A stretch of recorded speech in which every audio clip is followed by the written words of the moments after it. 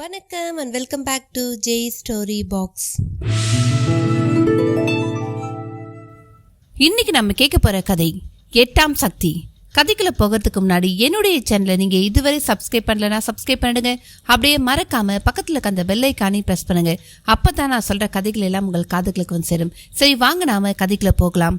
அத்தியாயம் 1. அனிமா என்னும் அணுத்துகள்கள் போல தன்னை சிறிதாக்கி கொள்ளும் ஆற்றல்.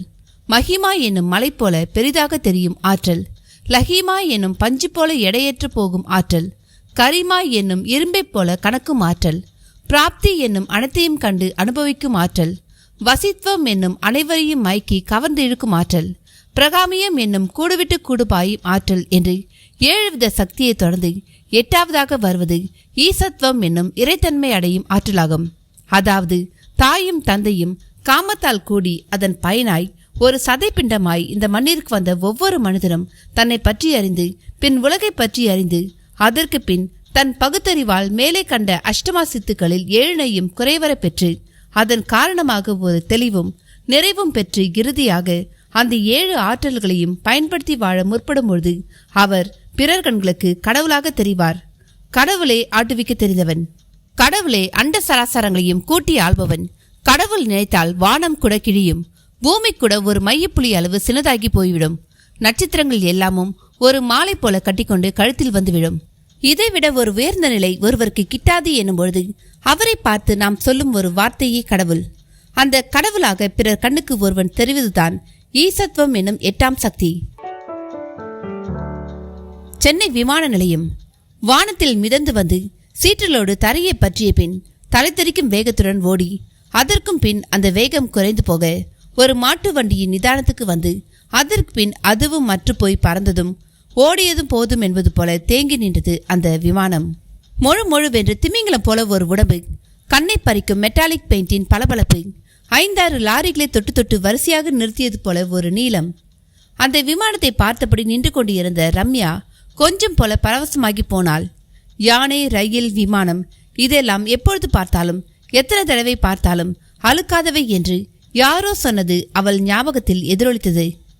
தேங்கி நின்ற விமானத்திலிருந்து அதில் பயணம் செய்தவர்கள் இறங்க ஆரம்பித்திருந்தார்கள். பெரும்பாலும் அந்த விமானப்படி என்பது கண்களை விட்டு வெகு தூரம் போய்விட்டவர்களை, காலத்தால் பிரிக்கப்பட்டவர்களை வெளிக்காட்டுவதில் நிகரில்லாதது என்றுதான் சொல்ல வேண்டும். அதனாலோ என்னவோ பலரது விழிகள் அந்த இடத்தை அப்படி ஒரு பார்வை பார்க்கின்றன. ரம்யாவும் பார்த்தாள். 3 வருஷங்கள், அதாவது 1000 நாட்களுக்கு மேல் தன்னை விட்டு பிரிந்து தென்னாப்பிரிக்க நாட்டு பக்கம் மருத்துவ சேவை செய்ய போய்விட்ட அனந்தகிருஷ்ணனுக்காக. 3 வருஷங்கள், அதாவது 1000 நாட்களுக்கு மேல் தன்னை விட்டு பிரிந்து தென்னாப்பிரிக்க நாட்டு பக்கம் மருத்துவ சேவை செய்ய போய்விட்ட அனந்தகிருஷ்ணனுக்காக. கல்லூரி படிப்பு டெல்லியில், மேற்படிப்பு லண்டனில், மருத்துவம் ஜெர்மனியில், அதில் ஒரு சிறப்பு படிப்பு அமெரிக்காவில் உள்ள கலிபோர்னியாவில், இறுதியில் தென்னாப்பிரிக்க அரசின் சிறப்பு தேர்வில் அந்த நாட்டில் பின்தங்கிய கிராமங்களில் மருத்துவ விழிப்பை ஏற்படுத்தும் மெடிஜெயின்ட் என்னும் அமைப்புக்கு தலைமை பொறுப்பு. அது என்னடாவென்றால் அனந்துவை அக்டோபஸ் போல அப்படியே கவ்விக்கொண்டு விட்டது. திருமணத்துக்கு பிறகு ஒரு 10 நாள் கூட இந்தியாவில் அவனை விட்டு வைக்கவில்லை. திருமணமான 11ஆம் நாள் தென்னாப்பிரிக்க நோக்கி சென்றவன் தான் இன்றுதான் திரும்புகிறான்.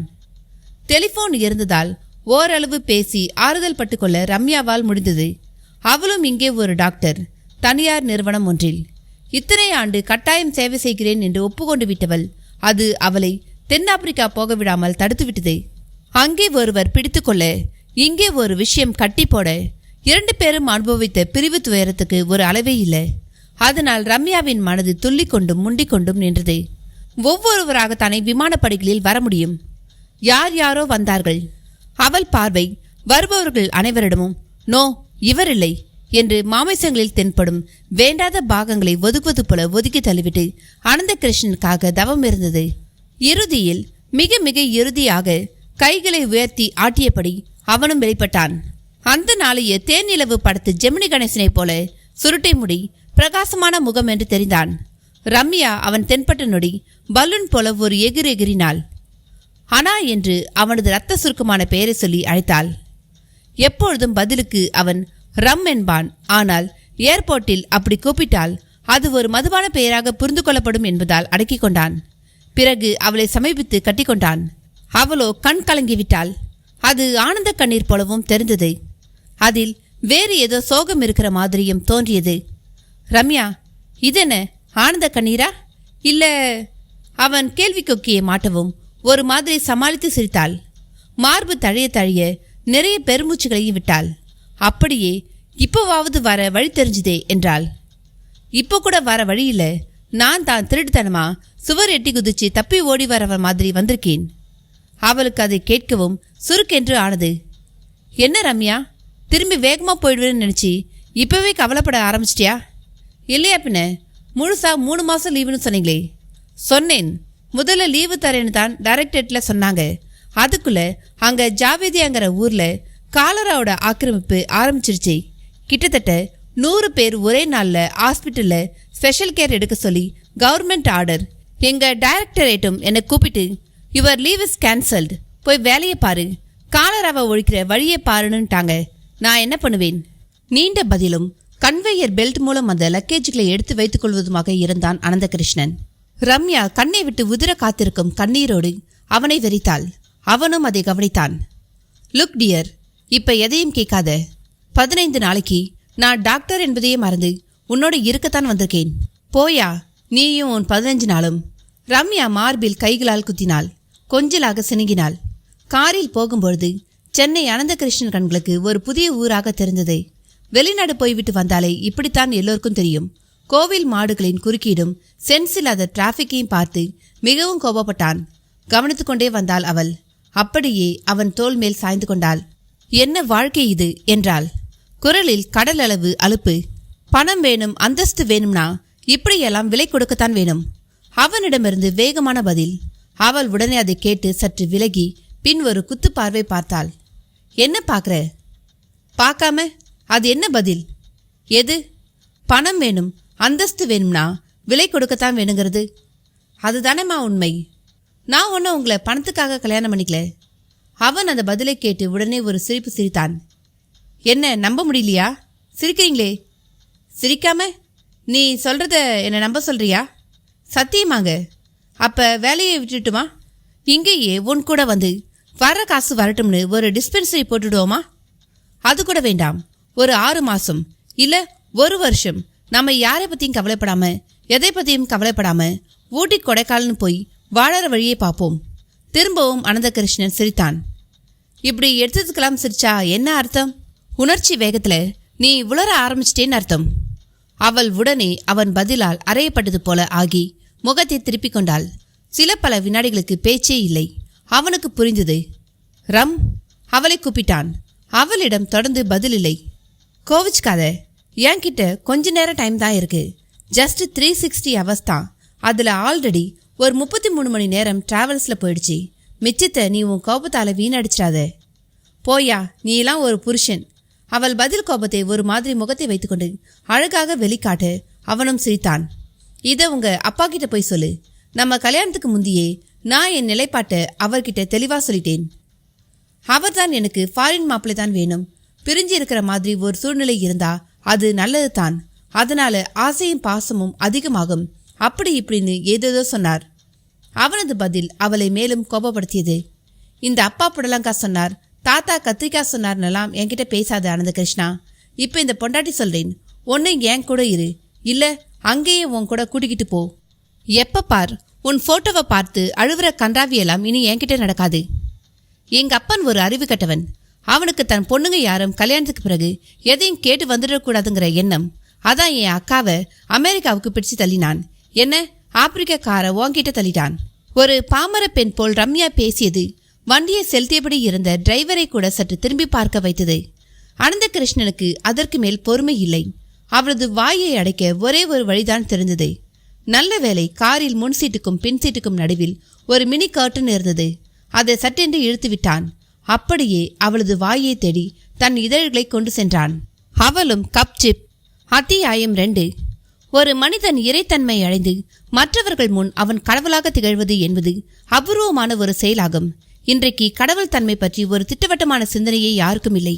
எல்லாவிதமான ஆற்றலையும் பெற்று 7-14 உலகத்துக்கும் ஏகபோக சக்கரவர்த்தியாக திகழ்பவன் தான் கடவுள் என்பது இன்று பலரது எண்ணம். கடவுள் என்பவன் வெல்ல முடியாதவன். அவன் நினைத்தால் பாலைவனத்திலும் ஒரு கடல் உருவாகும். நமக்கு முதுகுக்கு பின்னாலும் 2 கண்கள் முளைக்கக்கூடும். இப்படித்தான் அவரது சக்தி மதிப்பிடப்படுகிறது. இது கடவுள் நம்பிக்கை உள்ளவர்களின் கற்பனை. கடவுள் நம்பிக்கை அற்றவர்களோ மனித சக்தி தான் உலகில் ஒரே உயர்வான சக்தி என்கின்றனர். அந்த சக்தியால் விஞ்ஞானபூர்வமாக ஏன், எதற்கு, எப்படி என்று கேள்வி கேட்டு இயற்கை விதிகளுக்கு உட்பட்டுத்தான் இயங்க முடியும் என்பது அவர்கள் கருத்து. ஆகையால் அவர்கள் அஷ்டமா சித்தி என்கிற 8 வகை ஆற்றலையே ஒரு அற்புத கற்பனையாக மட்டுமே பார்க்கின்றனர். மாறாக என் பேராற்றலை நம்பி இறைசக்தி பற்றி அறிய முயல்பவர்களோ அதை ஒரு மாபெரும் மாய சக்தியாகவே நினைக்கின்றனர். உண்மையில் என் பேராற்றல் என்பது மாய சக்தியே அல்ல, அது ஒரு விஞ்ஞானமே. விளங்கினால் விஞ்ஞானம் அன்றில் மெய்ஞானம் என்பதே நிதர்சனமான உண்மை. யாருக்கெல்லாம் என் பேராற்றல் விளங்குகிறதோ அவர்கள் வரையில் அது ஒரு விஞ்ஞான கலைதான். அதனாலேயே என் பேராற்றலை பெற்று தங்களையும் இறைவனுக்கு இணையாக ஆக்கிக் கொண்ட பலர் அது பற்றியெல்லாம் பெரிதாக பேசுவதே இல்லை. சாதாரண மனிதனாக பிறந்து ஏதோ ஒரு வகையில் என் பேராற்றலை அடைய பெற்று அதன் காரணமாக மனித கூட்டம் முன் கடவுளாக தெரிந்தவர்கள் பலர் உண்டு. அவர்களில் ஒருவர்தான் ஷீரடி சாய்பாபா. பங்களா முகப்பிலேயே எல்லோரும் காத்து கொண்டிருந்தார்கள். டிரைவரும் ஆரன் சப்தம் கொடுத்தபடி காரை உள்ளே செலுத்தினான். போர்டிகோ முகப்பில் ரம்யாவின் அப்பா, அம்மா, பாட்டி என்று ஒரே கூட்டம். கார் வந்து கிரிச்சிட்டு நிற்கவும் எல்லோரிடமும் பரபரப்பும் படபடப்பும் தொற்றிக்கொண்டது. ரம்யாவின் அம்மா ஸ்ரீராமா ஜெயவீரா என்று முழங்கும் குரலில் பாட்டு பாடி ஆரத்தியெல்லாம் சொட்டினாள். வெல்கம் மாப்ள, வெல்கம் என்று ரம்யாவின் அப்பா ராகவன் மார்போடு அடைத்து வரவேற்பு கொடுத்தார். நீங்க ஏன் அம்மா ஏர்போர்ட்டுக்கு வரல? அனந்த கிருஷ்ணனும் அடக்கமாட்டாமல் கேட்டான். அவர் உடனே வேட்டியை விலக்கி காலை காட்டினார். ஒரு பெரிய மாவு கட்டும் அவனுக்கு பகீர் என்றது. என்ன ஆச்சு? பதறினான். அவரும் நடந்தபடியே சொன்னார். நடையில் கொஞ்சம் நொண்டல். நேரம் சரியில்லை மாப்ள. ஒரு மோட்டார் பைக்காரன் குடிச்சிட்டு வந்து கால் மேலே ஏத்திட்டான். எக்ஸ்ரே எடுத்து பார்த்தா பளிச்சுன்னு எலும்பு முறிவு தெரிஞ்சுது. அப்புறம் என்ன, கட்டு போட்டுட்டார் டாக்டர் என்றார். அவர் முடிக்கும் முன் லொக் லொக் என்று இடைவிடாமல் இருமி தனக்கு உடல்நலமில்லை என்று சொல்லாமல் சொன்னாள் ரம்யாவின் அம்மாவான லக்ஷ்மி. மாமி, உங்களுக்கு என்ன உடம்புக்கு? ஒரே இருமல், போராததுக்கு ஆஸ்துமா வேற. அனந்த கிருஷ்ணன் பார்வை உடனே ரம்யா பக்கம் தான் திரும்பியது. அந்த பார்வைக்கு அர்த்தமும் அவளுக்கு விளங்கியது. ஒரு டாக்டர் இருக்கும் வீட்டில் இப்படி இத்தனை நோயாளிகளா என்பதுதான் அந்த பார்வைக்கு பொருள். அவளும் பதில் கூற ஆரம்பித்தாள். நான் ட்ரீட்மெண்ட் கொடுக்கறதால் தான் இவங்க உங்ககிட்ட பேசிக்கிட்டாவது இருக்காங்க. இல்லாட்டி ஆஸ்பத்திரியில் படுத்து படுக்கிறதான் இவங்க இருக்கணும். நீங்களும் அங்கே போய் தான் இவங்களை பார்க்க வேண்டி இருந்திருக்கும். அவளது பதில் ஒரு சரியான பதிலாக அவனுக்கு தோன்றவில்லை. நோ நோ ரம்யா, நீ இவங்களை சீரியஸாக எடுத்துக்கலன்னு நினைக்கிறேன் என்றான் கோபமாக. மாப்பிள்ளை, என்ன இது வந்ததும் வராதுமாக அவ கூட சண்டை போட்டுக்கிட்டு? ரொம்ப நாள் கழிச்சு வந்திருக்கீங்க. இப்போ உங்களை பார்க்கும்பொழுது எவ்வளோ சந்தோஷமா இருக்கு தெரியுமா என்று பேச்சை மாற்ற ஆரம்பித்தார் ரம்யாவின் அப்பா ராகவன். அவனுக்கும் அவர் சொல்வது புரிந்தது. ஏனோ ரம்யா அவனை வெறித்து கொண்டிருந்தாள். அவள் நினைப்பெல்லாம் அவன் எங்கே ராமநாதபுரத்துக்கு கிளம்பி விடுவானோ என்கிற புதிய கவலையிலும் புகுந்து கொண்டிருந்தது. ராமநாதபுரம் தான் அவன் பிறந்த ஊர். உளுந்தூர்பேட்டைக்கு பக்கத்தில் இருக்கிறது. சரியான பட்டிக்காடு. அனந்த கிருஷ்ணனின் அப்பாவும் அம்மாவும் அங்கேதான் இருக்கிறார்கள். அண்ணன் விஸ்வநாதனின் குடும்பமும் அங்கேதான் இருக்கிறது. விவசாயம்தான் குடும்ப தொழில். ஆனால் ஒரு 4-5 வருஷமாகவே மழை பொய்த்து போய்விட்டதால் சிங்கி எடுத்து கொண்டிருக்கிறார்கள். பழைய சேமிப்பில் காலம் கடத்தி கொண்டிருக்கிறார்கள். இதில் அனந்த கிருஷ்ணன் மன்னி ஜானகிக்கு பிளட் கேன்சர் வேறு. 60 நாளோ 90 நாளோ தான் அவளுக்கு ஆயுள் என்று டாக்டர் நாள் குறித்து கொடுத்து விட்டதாக கேள்வி. இனி யாரால என்ன செய்ய முடியும்? ரம்யாவுக்கு ஜானகி என்றால் கொஞ்சம் இஷ்டம்தான். கல்யாணமாகி வந்த புதிதில் அவள் மனசறிந்து நிறைய ஒத்தாசை செய்தாள். நல்ல மஞ்சள் முகம், அதில் வைர மூக்குத்தியும் தோடும் கண்ணை பறிக்கும். அப்படி ஒரு தேஜஸ். இப்பொழுது எலும்பும் தோளுமாக இருப்பதாக கேள்விப்பட்டாள். போய் பார்த்துவிட்டு வர வேண்டும் என்றால் அதற்கு வேலை வரவில்லை. சரி, எப்படியும் அனந்த கிருஷ்ணன் வந்தால் சொந்த ஊருக்கு போகாமல் இருக்க மாட்டான். எனவே அவனோடு தொற்றிக்கொள்ளலாம் என்று இருந்துவிட்டாள். அனந்த கிருஷ்ணன் வந்த களைப்பு நீங்க குளித்துவிட்டு வரவும் ஒரு பூத்துவாலையுடன் அவனை சமீபித்து வாஞ்சியாக தலையை துவட்டிவிடத் தொடங்கினாள். கணவன் மனைவி உறவில் அன்பு அதிவேகமாக கடத்தப்படும் கட்டங்கள் பல உண்டு. அதில் இப்படி தலை துவட்டுவதும் ஒன்று. அந்த நொடி பொழுதுகளும் பரவசமானவை.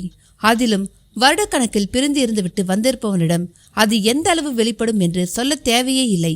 அவன் தலை துவட்டும் பொழுது இழுத்து கட்டி கொண்டான். 2வது தடவையாக முத்தம் உற்பத்தி செய்ய தொடங்கினான். அவளும் தடை ஏதும் கூறவில்லை. ஆனாலும் சட்டென்று யாரோ பார்த்து விட்டது போல விலகினான். அவளுக்கு திகைப்பாக இருந்தது. என்னப்பா? ஒண்ணுமில்ல ரம்யா, எல்லோர் ஞாபகமும் ஒரு நொடி வந்துருச்சு. அதனால உன்னை சுத்தி ஒவ்வொருத்தரும் ஒவ்வொரு விதத்துல கஷ்டப்படும் பொழுது உனக்கு முத்தம் ஒரு கேடானு மனசாட்சி கேட்கிற மாதிரி ஒரு பிரமை. உங்க மனசாட்சி ஒரு கோணங்கி. என்ன சொல்ற ரம்யா? நான் தப்பா என்ன சொல்லிட்டேன்? இதோ பாருங்க, நான் உங்க மனைவி. எனக்கும் ஒரு குறை இருக்கு, ஞாபகம் இருக்கட்டும். நான் மறுக்கலையே. அப்ப என்ன தொடும்பொழுது எப்படி உங்க மனசாட்சி அப்படி நினைக்கலாம்? எப்படி நினைக்கலாம்னா இது என்ன கேள்வி ரம்யா? இல்ல, நீங்க சமாளிக்கிறீங்க. உங்களுக்கு என் மேல அன்போ அக்கறையோ இல்லை. இப்ப கூட நீங்க இந்தியா வந்திருக்கிறது இந்த ரம்யாவுக்காக இல்லை. அவள் மிக கூர்மையாக எங்கோ செல்ல தொடங்கினாள். என்ன உளற ரம்யா? உளரல, உண்மையை சொல்றேன். உங்களுக்கு உங்க மன்னி ஜானகியை பார்க்கணும். அவள் ஜானகியை ஞாபகப்படுத்தவும் அவன் உடனே மௌனமானான். உங்க மௌனமே நான் சொல்றதான் சரிங்கிறது. சரி ரம்யா, அதுல என்ன தப்பு இருக்கு? அவ எப்ப போய் சேருவான்னு தெரியாது. போறதுக்குள்ள பாக்குறது நினைக்கிறது தப்பா? நானும் ஈவிரக்கம் உள்ளவதான். அதை தப்புன்னு சொல்வேனா? அப்புறம் ஏன் அதை ஒரு குற்ற மாதிரி நினைச்சு கேள்வி கேட்கிற? அவனது கேள்வி இந்த முறை அவளை மௌனத்தில் போட்டு புதைத்தது. விழியோரம் நீர்மணிகள் ஓடி வந்து குடுகுடுவென கண்ணக்கதுப்பை ஒரு மைதானமாக நினைத்து கொண்டு உருண்டு ஓடத் தொடங்கின. பைத்தியம், இப்ப எதுக்கு அழற? என் பொசசிவ்னஸை நினைச்சேன், அழுக வந்துருச்சு. புரியுறது, நம்ம பிரிவு உன்னை எப்படி எப்படியெல்லாமோ யோசிக்க வைக்கிறது. நானும் புலிவாய் பிடிச்ச நாயர் கணக்காய் இருக்கேன். அவள் உடனே கண்ணீரை துடைத்து கொண்டு அவனை ஆச்சரியமாக பார்த்தாள். அது யார் அந்த புலிவால் பிடிச்ச நாயர்? நீ கேள்விப்பட்டதில்லையா? புலி ஒன்று படுத்து தூங்கிட்டு இருந்ததாம். அப்ப அந்த பக்கமா ஒரு நாயர் வந்தாராம். அப்படியே உன் கையால் என் தலையை வாரிவிட ஒரு வேலையும் முடியும். நான் விஷயத்தை சொல்லி முடிப்பேன். ஆசையை பாரு. சரி சொல்லுங்கோ. அவள் சீப்பை கையில் எடுத்தபடியே தலையை வாரத் தொடங்கினாள். அவனும் ஆரம்பித்தான். அந்த நாயர் புலியை முதல்ல பார்க்கல, அதோட வாரத்தான் பார்த்தாராம். நல்லா வழுவழுன்னு மஞ்சள் கலர்லையும் கருப்பு வட்ட கோடோடையும் அது இருந்தது. ஆஹா, எவ்வளோ அழகா இருக்கு இதுன்னு நினைச்சுட்டே அதை தொட்டாராம். ஐயோ, கரெக்ட், நீ பயந்த மாதிரி தான். அடுத்து நடக்க ஆரம்பிச்சுது. வாளை அவர் அழகா தொட்டு பார்த்து அது கயிறா இல்ல கம்பான்னு தெரிஞ்சுக்க அதை ஒடிச்சப்ப புலி கண் முழிச்சு எழுந்துருச்சு. அப்புறம் தான் நாயருக்கு தான் பிடிச்சிருக்கிறது ஒரு புலியோட வாளுங்கிறதே தெரிஞ்சுது. புலி அவர் மேல பாய பார்த்தது. அவரோ வாளை கெட்டியா பிடிச்சபடியே விடாம அதை அப்படியே இழுத்து பிடிச்சு சுத்த ஆரம்பிச்சார். அப்புறம் சுத்திண்டே இருக்க வேண்டியதான். சுத்ததை நிறுத்தி பிடிய விட்டா புலி அடிச்சிடும். சுத்திண்டேவும் இருக்க முடியாது. என்ன பண்றது? ஐயோ, பயங்கர கிரிட்டிக்கல் பொசிஷன் இல்ல. இன்னைக்கு நீ நானும் எல்லோரும் அப்படித்தான் இருக்கும். எப்படி? நான் இப்போ ஒரு ஆப்பிரிக்க டாக்டர். அக்ரிமெண்ட் என்ற புலியோட வாழை பிடிச்சிட்டேன். விட முடியாது. விட்டா அந்த புலி இத்தனை நாள் சம்பாதிச்ச அவ்வளவையும் திருப்பி கொடுத்துட்டு போன்னு சொல்லும். நீ அனந்த கிருஷ்ணன் என்ற இந்த புலியோட புருஷனோட வாழை பிடிச்சிட்ட. உன்னாலையும் என்னை விடவும் முடியல, தொடவும் முடியல. அவள் அதற்கு மேல் அவனை பேச விடவில்லை. இழுத்து மார்போடு அணைத்து கொண்டாள். பொங்கி பொங்கி அழத் தொடங்கிவிட்டாள். அத்தியாயம் 3. ஒரு முறை பகவான் ரமணரை ஒருவர் சந்தித்து, சுவாமி, நான் கடவுளை காண விரும்புகிறேன். நீங்கள் பெரிய யோகி, எனவே உங்களால கடவுளை காட்ட முடியும். தயவு செய்து அவரை என் கண்களுக்கு காட்டுவீர்களா என்று கேட்டார். ரமணருக்கு ஒரே சிரிப்பு. அவருக்கு அவரை புரிய வைக்க, அவரது ஆசையை விளங்க வைக்க, நீ யார்? உன் பெயர் என்ன? அந்த பெயர்தான் நீயா இல்ல நீ வேறா என்றெல்லாம் கேள்விகளை அடிக்கப்படி செல்ல இறுதியாக அவருக்கு விளங்கியது, நாம் நம்மை பற்றியே தெளிவில்லாத நிலையில் இருக்கிறோம். இந்த நிலையில் எப்படி கடவுளை உணரப்போகிறோம் என்று. அப்படியானால் நீங்கள் கேட்ட கேள்விக்கெல்லாம் ஒரே விடையோடு நான் வரும்பொழுது எனக்கு கடவுளை காட்டுவீர்களா என்று கேட்டார். அந்த கேள்விக்கான விடை தெரிய வரும்பொழுதே கடவுளும் தெரிய வந்து விடுவார். நான் எதற்கு என்றாராம் ரமணர். கடவுளை அறியும் முயற்சிகள் இன்று இப்படித்தான் உள்ளன. உண்மையில் கடவுள் என்பவர் நாம் கேலண்டர்களில் காணும் வடிவில் தங்க கிரீடம் சகிதம் ஏகபோக சக்கரவர்த்தியாகத்தான் இருக்கிறாரா? அவரை கூட விட்டுவிடுங்கள். பூமியில் பலர் கடவுளாக கருதப்படுகிறார்களே, எதை வைத்து கேள்வி எழுகிறது? சிலர் அனுபவங்கள் அதற்கான பதிலை அளிக்கின்றன. ஒருவருக்கு புற்றுநோய் முற்றிவிட்டது. டாக்டர்கள் கைவிட்டு விட்டனர். ஆனால் அவர் ஒரு யோகியை சந்தித்த பொழுது அந்த யோகி அவரை கட்டித் தழுவிய ஒரு செயலிலேயே அவர் நோய் முற்றிலும் குணமாகி விடுகிறது. மருத்துவ உலகம் இன்றளவும் அதை இட்ஸ் எ மிராக்கல் என்று கூறுகிறது. எப்படி? விழுப்புரம் உளுந்தூர்பேட்டை சாலை பூசின மாதிரி கண்ணங்கரையில் என்று இருந்தது. இரு பக்கமும் பரட்டை தலையோடு தடிதடியாய் புளிய மரங்கள். மரத்தடியில் சில ஆடுகள் மேய்ந்து கொண்டிருந்தன. சில சிறுவர்கள் தொரட்டி குச்சியும் கையுமாக அரை டிராயர் மட்டும் அணிந்தவர்களாக சுற்றி வந்து கொண்டிருந்தார்கள். ஆங்காங்கே மரக்கிளைகளில் அலுமினிய தூக்கு வாளிகள் தொங்கிக் கொண்டிருந்தன.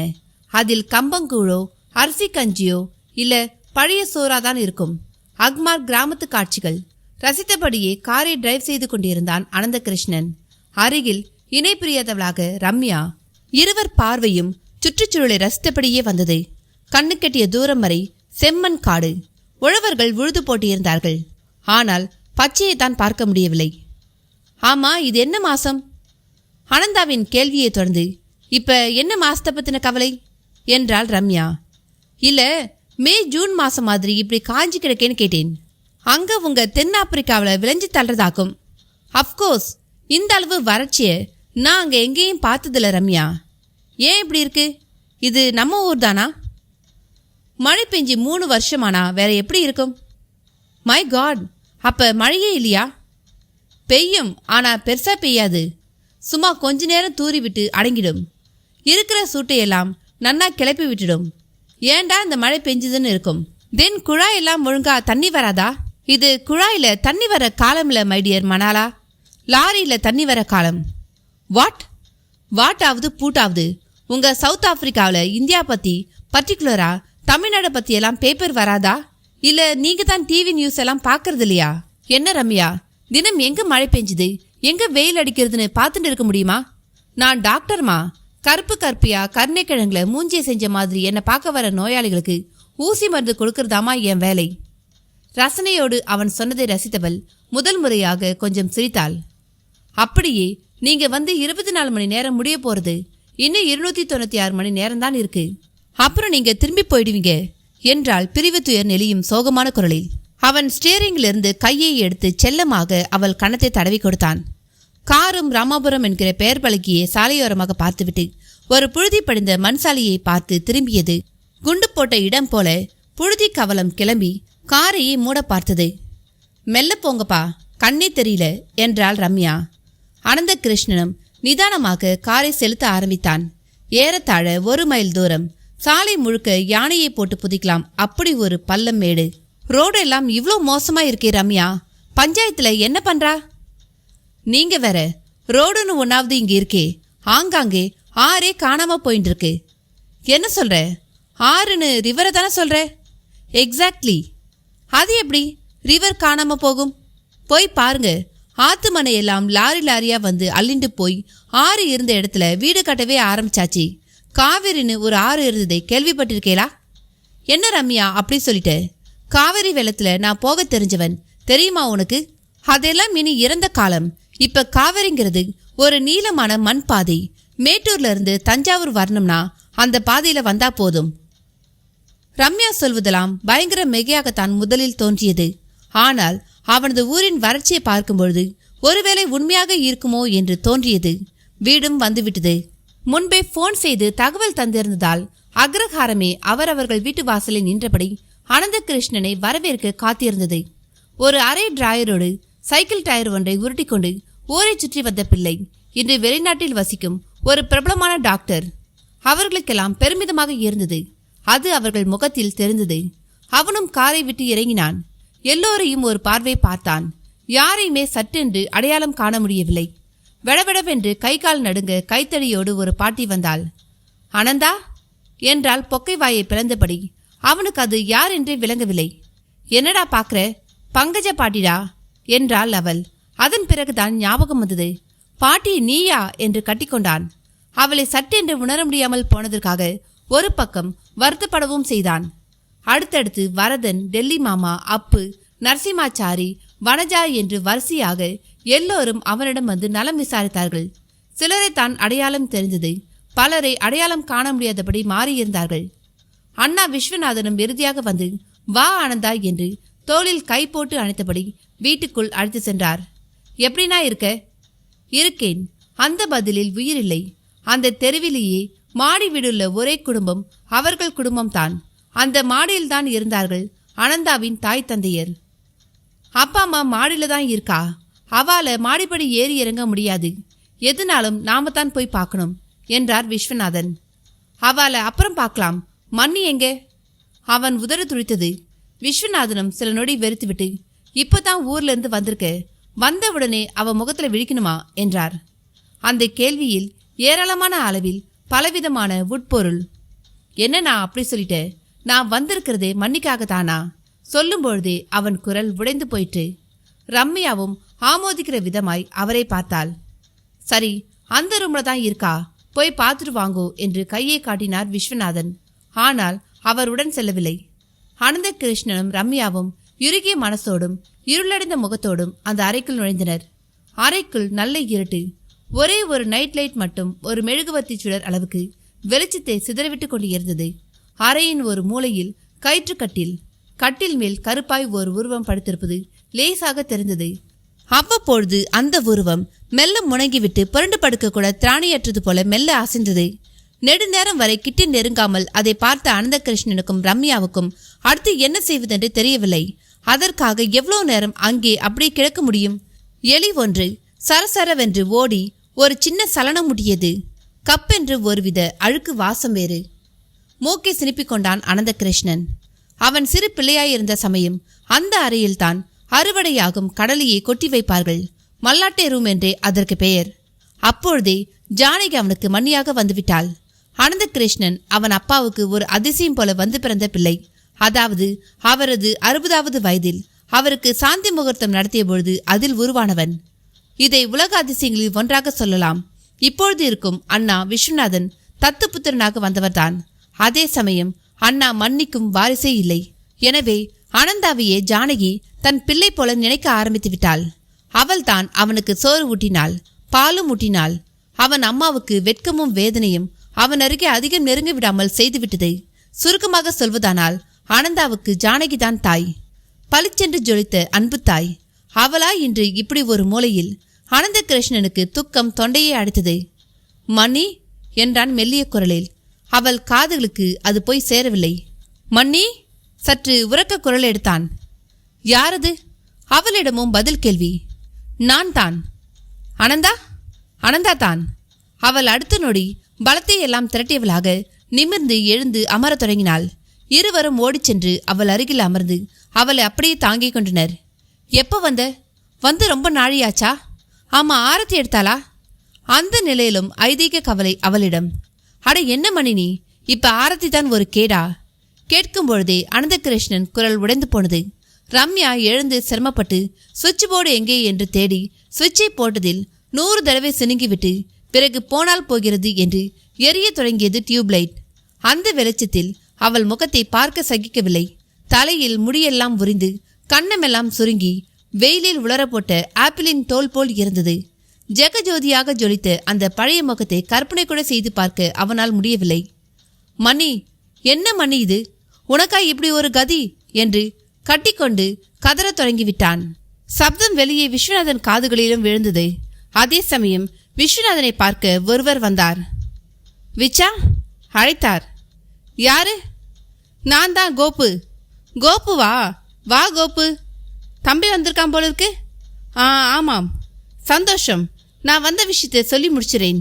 சந்தரானந்தா சுவாமிகள் பக்கத்துல பாதூருக்கு வந்தாச்சு. நாளைக்கு நம்ம ஊருக்கும் வரதுக்கு சம்மதிச்சிட்டாராம். பாதூர் வரதன் மாமா தகவல் சொல்லிவிட சொன்னார். அதுக்கு நாம என்ன பண்ணணும்? என்ன விச்சா கேள்வி இது? அவர் வந்துட்டு போனா மழை பெய்து எல்லோரும் சுபிட்சமா இருப்பாங்கிறது நம்பிக்கை. நம்ம ஊர் காய்ச்சப்பாடுதான் உனக்கே தெரியுமே. சரி, என்ன பண்ணணும்னு நம்ம பிரசிடென்ட் பிச்சைமுத்துக்கிட்ட கேட்டுட்டு சொல். அவர்கிட்ட எல்லாம் பேசியாச்சு. ஒண்ணுமில்ல, அவர் வரும்பொழுது பூர்ண கும்ப வரவேற்பு கொடுத்தா போதும். அவர் நடந்துதான் வருவாராம். வழியில் எல்லோரும் ஆரத்தி எடுத்தா நன்னா இருக்கும். அவர் எவ்வளவுக்கு எவ்வளவு சந்தோஷப்படுறாரோ அந்த அளவுக்கு மழை பெய்யுமாம். கோபு சொல்ல சொல்ல ஒரு சன்னமான கேலி சிரிப்பு விச்சாவிடம். என்ன விச்சா, உனக்கு நம்பிக்கை இல்லையா? இப்ப நான் இருக்கிற நிலையில எனக்கு எதை நம்புறது எதை நம்பக்கூடாதுன்னே தெரியல. சரி சரி, என்ன செய்யணுமோ அதை செய்திடலாம். அனந்த கிருஷ்ணன் கிட்ட இன்னும் ஒரு வார்த்தை சரியா பேசல. என் சார்பில் நீயே ஏற்பாடு செய்திரே என்று செய்தி சொன்ன கோபுவிடமே பொறுப்பை ஒப்படைத்துவிட்டு திரும்பினார். அறைக்குள் இருந்து அனந்தகிருஷ்ணனும் ரம்யாவும் திரும்பி வந்தனர். இருவரிடமும் அடப்பமான மௌனம். ஆனந்தா, வா, மாடிக்கு போய் அப்பா அம்மாவை பார்க்கலாம். விஸ்வநாதன் அவன் தோள் மேல் கை போட்டு மாடிக்கு செல்லும் மரப்படிகள் நோக்கி நடந்தார். மெல்ல சப்தம் எழுப்பியபடி அவர்களும் மாடிப்படி ஏறினார்கள். மாடியில் மெல்லிய இருள், மன இருட்டை அப்படியே எதிரொலிக்கிற மாதிரி. சுவிட்சை போடவும் தான் வெளிச்சம் வந்து ஓரளவு பார்வை தெரிந்தது. குப்பென்று ஒரே மருந்து வாசம். யாரது? சற்றே இருமிவிட்டு ஒரு வயதானவர் கேட்ட கேள்வியை தொடர்ந்து நான் தான்பா என்கிற பதிலோடு விஸ்வநாதன் முன்னே சென்றார். வந்துடானா உன் தம்பி? அடுத்த கேள்வியை அவர் அனந்தகிருஷ்ணனை பற்றி தான் கேட்டார். அப்பா? அனந்தாவும் நெகிழ்வுடன் முன்னே சென்றான். சற்று தள்ளி அவன் அம்மா மிக ஆழ்ந்த உறக்கத்தில். பார்வை அவளையும் வருடிவிட்டு திரும்பியது. அப்படியே காலில் விழுந்தான். சற்று தயங்கிவிட்டு ரம்யாவும் விழுந்தாள். ஆனால் அவரோ, எங்கடா அவன்? வந்துட்டானா வரலையா என்றார் சற்றே அதிர்வாக. விஸ்வநாதன் இந்த முறை பேசவில்லை. பதிலுக்கு அவர் கையை தேடி பிடித்து கீழே அவர் காலடியில் விழுந்து கிடக்கும் அனந்தகிருஷ்ணன் தலைமேல் கொண்டு சென்று வைத்தார். அட, வந்துட்டானா என்று அவன் ஸ்பர்சத்தை வைத்து கேட்ட பிறகே அவருக்கு பார்வை மந்தம் என்பதே அனந்தகிருஷ்ணனுக்கு தெரிய வந்தது. என்னன்னா இது? அப்பா அம்மாவுக்கு காலில் தான் மூட்டு வலின்னு சொன்னேன். இப்ப அப்பா கண் தெரியாம தடவுறாரே. ஆமா ஆனந்தா, பார்வை போய் காதும் சரியா கேட்கறதில்ல, கத்தி பேசணும். விஸ்வநாதன் படு சோகமாக சொல்ல அனந்தகிருஷ்ணன் அப்பாவின் கரத்தை ஒருவித இறுக்கமுடன் பற்றினான். அப்பா என்றான் மிக மிக நெகிழ்வாய். அவரும் கன்னத்தையெல்லாம் வருடியவராய், ஆனந்தா எப்படிடா இருக்க என்றார். நன்னா இருக்கேன்பா. செத்த பலத்த குரல்ல சொல்லு ஆனந்தா. நன்னா இருக்கேன்பா. அவன் குரல் ஓங்கி ஒலித்தது. கிட்டத்தட்ட அக்ரஹாரம் முழுக்க எதிரொலித்தது. அந்த கிராமத்திலேயே நெடு நாட்களுக்கு பிறகு ஒரே ஒருவன் நன்றாக இருப்பதாக மனம் விட்டும் சொல்லும் ஒரு குரல் அது. அப்படி ஒரு குரல் அந்த கிராமத்தில் ஒலித்து வெகு நாட்களாகிவிட்டது. பலர் அதை கேட்டு சிரித்தார்கள். சிலர், பாவம் அனந்தகிருஷ்ணன் தெரியாதனமா இந்த ஊருக்கு வந்துட்டான் என்றார்கள். அவனுக்கு என்ன தலையெழுத்து? நன்னா சவுத் ஆப்பிரிக்கால ஜம்முன்னு ஜில்லுங்கிற கிளைமேட்ல இருக்கிறத விட்டுடு இங்க வந்து நன்னா இருக்கேன்னு வேற ஸ்டேட்மெண்ட் எல்லாம் விட்டுண்டு. வீட்டு திணையில் ஒரு பெரியவர் சென்டிமெண்டாய் மிக வருத்தப்பட்டு கொண்டார். மாடியிலோ அன்பு பரிமாற்றம் தொடர்ந்து கொண்டு இருந்தது. அப்பாவை தொடர்ந்து அம்மாவிடம் சென்றான். எப்பொழுதும் எல்லோருக்கும் அம்மாதான் முதலில்.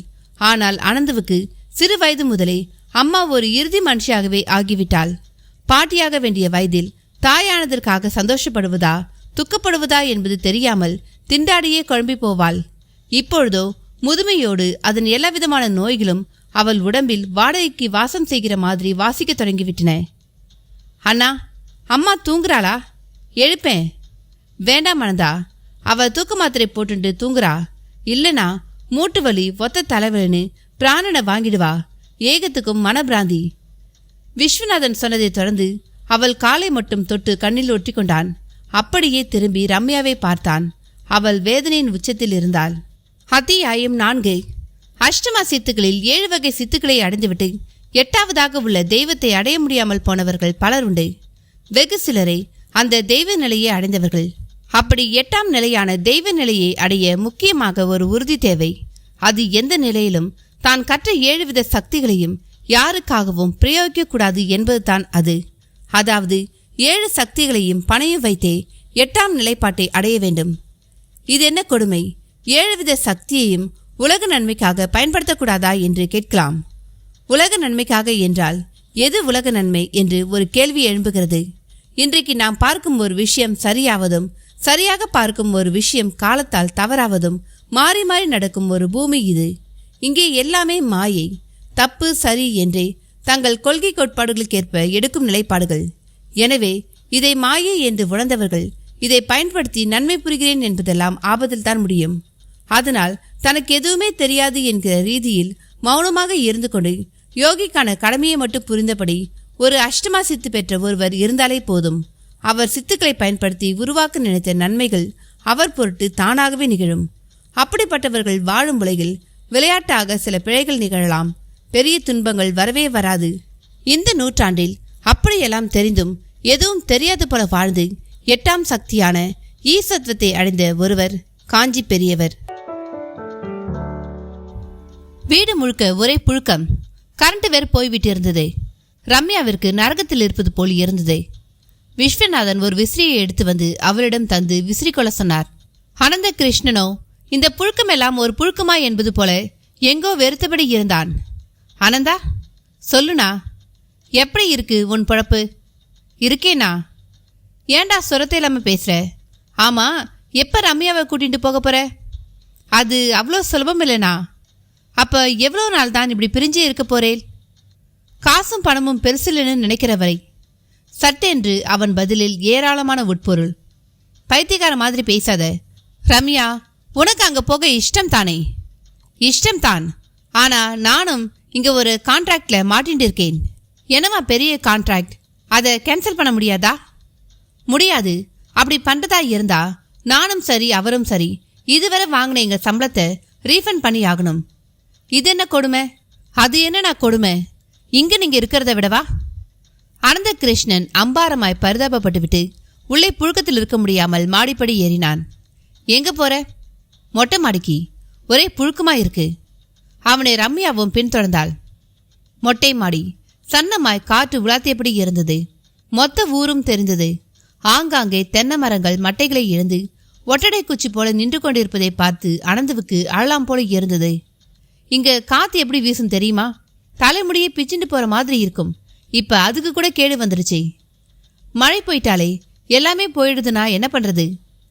அது சரி, 1 வருஷம் போய்க்கும், 2 வருஷம் போய்க்கும். இப்படியா தொடர்ச்சியா? அக்கிரமம் அதிகரிச்சா ஆண்டவன் இப்படித்தாமா தண்டிக்க தொடங்குவான். அவன் புலம்பலுக்கு பதிலாக விஸ்வநாதனும் மாடிக்கு வந்து சேர்ந்தார். சும்மா இருனா. எங்க அக்கிரமம் நடக்கல? அமெரிக்காவில் நடக்கலையா? இல்ல ஆப்பிரிக்காவில் தான் நடக்கலையா? ஒரு பெரிய பில்டிங்கே போட்டு தள்ளினான் பின்லேடன். லட்சக்கணக்கான பேரை கொன்ன இடியாமினை விடவா? அங்கெல்லாம் பெய்யறது இங்க பெய்யலனா அதுவா காரணம்? நீ என்ன சொல்ற? இந்த அக்கிரமம் ஆட்டுக்குட்டி இதுக்கும் மழைக்கும் எந்த சம்பந்தமும் இல்லைங்கிறேன். அப்ப எதனால மழை பெய்யல? இயற்கைன்னு சொல்றதை தவிர வேற என்னத்தை சொல்ல? ரொம்ப தப்பு ஆனந்தா. மனுஷ வாழ்க்கையோட தர்மங்கள் தான் பூமியில எல்லோரோட சந்தோஷத்துக்கும் காரணமா அமையிறது. அப்படின்னா இந்த தர்மம் ஏன் மேல் நாடுகளில் வேலை செய்ய மாட்டேங்கிறது? அது வேலை செய்யலன்னு உங்களுக்கு யார் சொன்னா? பார்த்தா அப்படி தெரியலையே. பார்க்க தெரியலன்னு சொல்.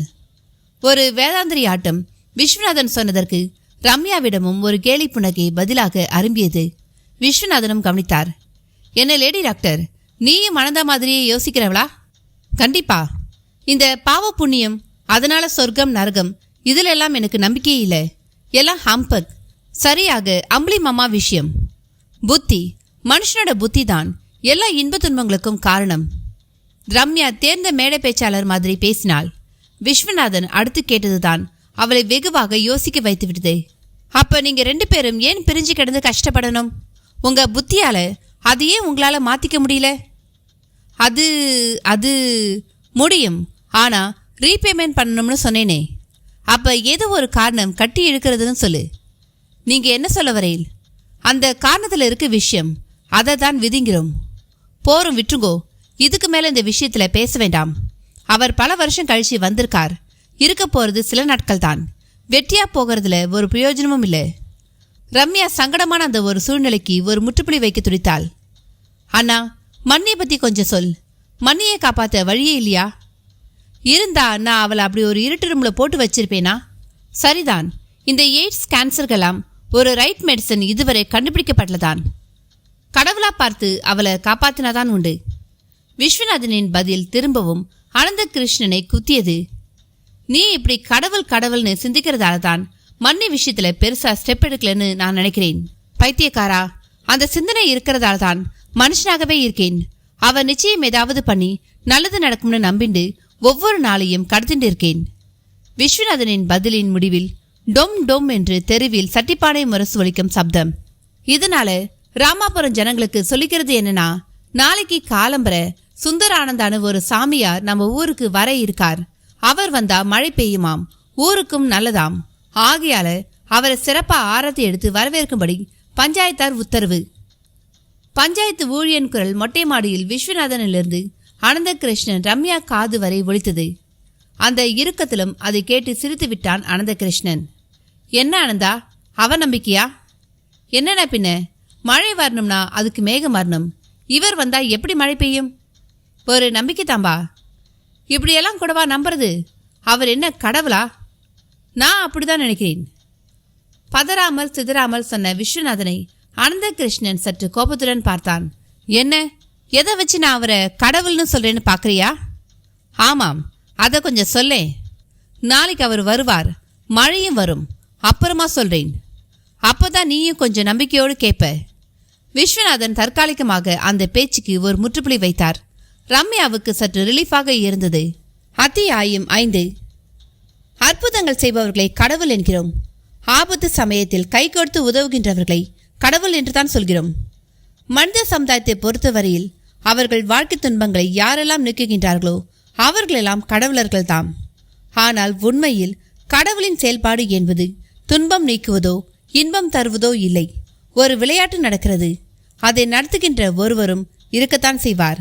அப்படி ஒருவன் தான் கடவுள். விளையாட்டில் வெற்றி தோல்வி அதில் ஆடுகின்றவர்களால் தான் உருவாகிறது. அந்த வெற்றியும் தோல்வியும் ஆட்டத்தை நடத்துகின்றவர்கள் கையிலாயிருக்கிறது. கூர்மையாக சிந்தித்தால் இதற்கான உண்மை விளங்கும். வெற்றியும் தோல்வியும் விளையாடுவதால் உருவாகிறது. விளையாட்டு என்பதோ கால நேரத்தை சுவையாக்கி கொள்ள நாம் செய்யும் ஒரு முயற்சி என்பதில் முடியும். அப்படியானால் காலம் சுவைப்படுவது என்பது போட்டிக்குரிய செயல்பாடுகளால் தான். அந்த செயல்பாட்டையே விளையாட்டாக விவரிக்கிறோம். விளையாடினாலோ ஒன்று தோற்றாக வேண்டும் அல்லது ஜெயித்தாக வேண்டும். முதலில் ஜெயிக்கிறோம் என்றே வைத்துக் கொள்வோமே, அது வெற்றியை எப்படி தக்க வைத்துக் கொள்வது என்கிற கவலையிலும் அதற்கான முயற்சிகளிலும் ஈடுபட நம்மை இட்டுச் செல்லும். தோற்றுவிட்டாலோ அடுத்து வெற்றி பெற அது தூண்டுகோலாக அமையும். தோற்றவன் எப்பொழுதும் தோற்றுவிட்ட அந்த தருணத்தில் தான் கவலைப்படுவான். பிறகு மெல்ல அதிலிருந்து மீண்டு நமக்கான ஒரு வெற்றி காத்திருக்கிறது என்றே நினைப்பான். அதை அடைய போராட ஆரம்பித்து விடுவான். ஆனால் வெற்றி பெற்றவனோ அப்படி இல்லை. வெற்றியை கைவசம் வைத்துக்கொண்டு அடுத்து தோல்வி வந்துவிட்டால் என்ன செய்வது என்கிற கவலையிலேயே பெரும்பாலும் இருப்பான். கூர்ந்து கவனித்து பாருங்கள்.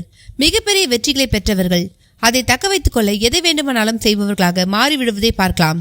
அது மட்டுமல்ல, சிறு தோல்விக்கும் நடுங்கும் ஒரு மன அமைப்பு அவர்களுக்கு உருவாகிவிடும். வேடிக்கையாக இருக்கிறதல்லவா? காலத்தை சுவையாக்கி கொள்ளத்தான் விளையாட்டு.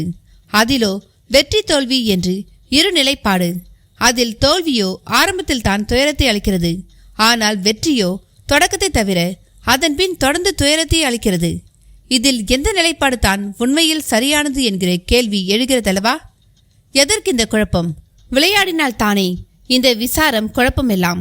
விளையாடாமலும் விளையாட்டை நடத்துகின்றவர்களாக, அதாவது வெற்றி தோல்விக்கு சம்பந்தமில்லாதவர்களாக மாறிவிட்டால், அப்படி மாறிவிடும் ஒரு நிலைப்பாடும் கூட தெய்வ நிலைப்பாடு தான். ஆனால் விளையாட்டை நடத்துகின்ற நிலைப்பாடும் சாதாரண ஒன்றல்ல. விளையாட்டு பற்றி நன்றாக அறிந்தவர்களாலேயே அதை நடத்தி காட்ட முடியும். அதற்கான விதிகளை சரியாக நிர்ணயம் செய்து விளையாடுபவர்களை ஒழுங்காக வழிநடத்த முடியும். இங்கே விளையாட்டு என்று நான் குறிப்பிட்டது வாழ்க்கையை. வாழ்வின் வெற்றி தோல்விகள் வாழ்கின்ற விதத்தில் உருவாகிறது. நமது வாழ்க்கை ஒரு அணி என்றால் நமது கர்ம வினை இன்னொரு அணி. இடையில் நிற்கும் நடுவர்தான் கடவுள் என்பவர். கர்ம வினை நம்மை வென்று கோல் போட எல்லா முயற்சிகளுமே செய்யும். அதை வெல்ல நாமும் முயலுதல் வேண்டும். கடவுள் சரியாக விளையாடினால் நீதியாகிய வெற்றியை வழங்க தயாராக இருக்கிறார். விளையாடிய அனுபவம் பெற்று ஒரு சமயம் வெற்றி, ஒரு சமயம் தோல்வியை கண்டு பின் எதனால் அது வந்தது, உண்மையில் வெற்றி என்பது என்ன, தோல்வி என்பது என்ன என்பதை உணர்ந்து, நான் கூறியது போல தொடக்கத்தில் துன்பம் அளித்தாலும் போக போக நன்மை தருவது தோல்வியே என்பதையும், தொடக்கத்தில் இன்பம் தந்தாலும் போக போக துன்பம் அளிப்பது வெற்றியே என்பதையும் கசடர உணர்ந்து இரண்டுமே வேண்டாம் என்று அதிலிருந்து விலகுவது அசாதாரணமான விஷயம். அஷ்டமா சித்துவில் முதல் 7 சித்துக்கள் மேலே குறிப்பிட்ட வெற்றி தோல்வியை தவிர்த்து நிரந்தர வெற்றியாளனாக நம்மை ஆக்கிவிட துணை செய்யும். ஆனால் தொடர்ந்து விளையாடி கொண்டே இருந்தாக வேண்டும். ஆடுவதை நிறுத்திவிட்டாலோ அந்த 7 சித்துக்களால் ஒரு பயனுமில்லை. மாறாக அந்த 7 கையில் வைத்துக்கொண்டு தொடர்ந்து ஆடிக்கொண்டே இருப்பதை விட அதை அப்படியே துறந்துவிட்டு அதனால் கிட்டிய ஞான மனதோடு விளையாட்டை நடத்துகின்ற ஒருவனாக, அதாவது நம் எதிரில் விளையாட்டாகிய வாழ்க்கையை வாழும் மனிதர்களை பார்த்து அவர்களை நெறிப்படுத்தி அவர்களையும் விளையாடியது போதும், இந்த வெற்றி தோல்விகளிலிருந்து விலகி தெய்வ நிலைக்கு வாருங்கள் என்று அழைக்கும் கடமையை செய்வதே சரியான செயல்பாடாகும். அப்படி செய்கின்ற பலர் இந்த நாட்டில் இருந்திருக்கின்றனர். பகவான் ரமணர் முதல் பகவான் யோகிராம் சுரத்குமார் என்று எத்தனையோ ஞானிகள். வாசலில் பெரிதாக நாதஸ்வர மேல சப்தம் கேட்டு கண் விழித்தார்கள் அனந்தகிருஷ்ணனும் ரம்யாவும். மாடியில் ஒரு அறையில் அவர்கள் படுத்திருந்தனர். அறை ஜன்னலை திறந்து வெளியே பார்த்தபொழுது வீதி பளிச்சென்று தெரிந்தது. வீதி முழுக்க வாசல் தெளித்து கோலம் போடப்பட்டிருந்தது. ஒரு ஆச்சரிய அதிர்ச்சியாக விஸ்வநாதன் தன் வீட்டு வாசலில் கோலம் போட்டுக் கொண்டிருந்தார். அதை பார்த்த அனந்தகிருஷ்ணனுக்கு வெட்கமாகிவிட்டது. ரம்யா, போ, அண்ணா கிட்ட இருந்து கோலமாவை வாங்கி நீ கோலம் போடு என்றான். ஐயோ, எனக்கு தெரியாதே என்று கொட்டாவி பிரிய நெளிந்தாள் ரம்யா. அவனுக்குள் அது மேலும் வெட்கத்தை உருவாக்கியது. கோலம் போட தெரியலன்னு ஒரு பொண்ணு சொல்றத இப்பதான் கேட்கிறேன் என்றான் சற்று கோபமாக. நான் ஹாஸ்டல்ல படிச்சு வளர்ந்தவன், தெரியாதுன்னு தான் சொல்வேன். ஆமா, எதுக்கு இந்த கூத்து என்று பதில் கேள்வி எழுப்பினாள் அவள். தெரியல, ஒருவேளை அந்த சுவாமிகள் வரப்போறான்னு அண்ணா சொன்னார் இல்லையா, அதுக்காக இருக்கலாம் என்றவன் மலமளவென்று கீழே இறங்க ஆரம்பித்தான். வாசல் பக்கமும் வந்தான். குட் மார்னிங் அண்ணா. Very good morning. என்னண்ணா இது, நீ போய் கோலம் போட்டுண்டு? ஏம்பா, ஆம்பளைகள் கோலம் போடக்கூடாதுன்னு ஏதாவது இருக்கா என்ன? அப்படி இல்லை, ஒருத்தருக்கு 3 பேர் பெண்கள் இந்த வீட்டில் இருந்தும் நீ போடுறது சங்கடமா இருக்குண்ணா. தப்பா சிந்திக்கிற. ஜானகி பல வருஷம் கோலம் போட்டுவ, இப்ப அவளால முடியல, நான் போடுறேன், அவ்வளோதான். ஆமா, எதுக்கு இத்தனை கலைபரம்? நான் தான் சொன்னேனே, அந்த சுவாமிகள் வரார். அவர் யார் கோலம் போட்டிருக்கார் போடலன்னு பார்க்க போறாரா? அவர் பார்க்கறாரோ பார்க்கலையோ, நாம நம்ம மன அழக அவரை உத்தேசித்து காட்டுற ஒரு சம்பிரதாயம் இது. விஸ்வநாதனின் பதிலை கேட்டபடி ரம்யா பின்தொடர்ந்து வந்தாள். அவள் கைகளில் டூத் பிரஷ் பேஸ்டுடன் அதை அனந்தகிருஷ்ணனுக்காக நீட்டினாள். அவனும் வாங்கி கொண்டு மௌனமாக புழக்கடை பக்கம் சென்றான். கிராமத்து வீடாகையால் கிணறும் சிமெண்ட் தொட்டியும் வரவேற்றன. பக்கமாய் அவர்கள் அங்கே புழங்கும் நீரை குடித்து வளர்ந்திருக்கும் திரட்சியான வாழை மரம். தொட்டி தண்ணீரில் நல்ல சிலுசிலுப்பு. பக்கமாய் ஒரு மன்னார்குடி பித்தளை செம்பு. அதில் நீரை மொண்டு வாயினுள் விட்டு கொப்பளிக்கும் பொழுது பாலிய பிராய ஞாபகம் ஒரு மெலிசான பாலதின் தாள் போல் தோன்றி மனமூட்டம் போட்டது.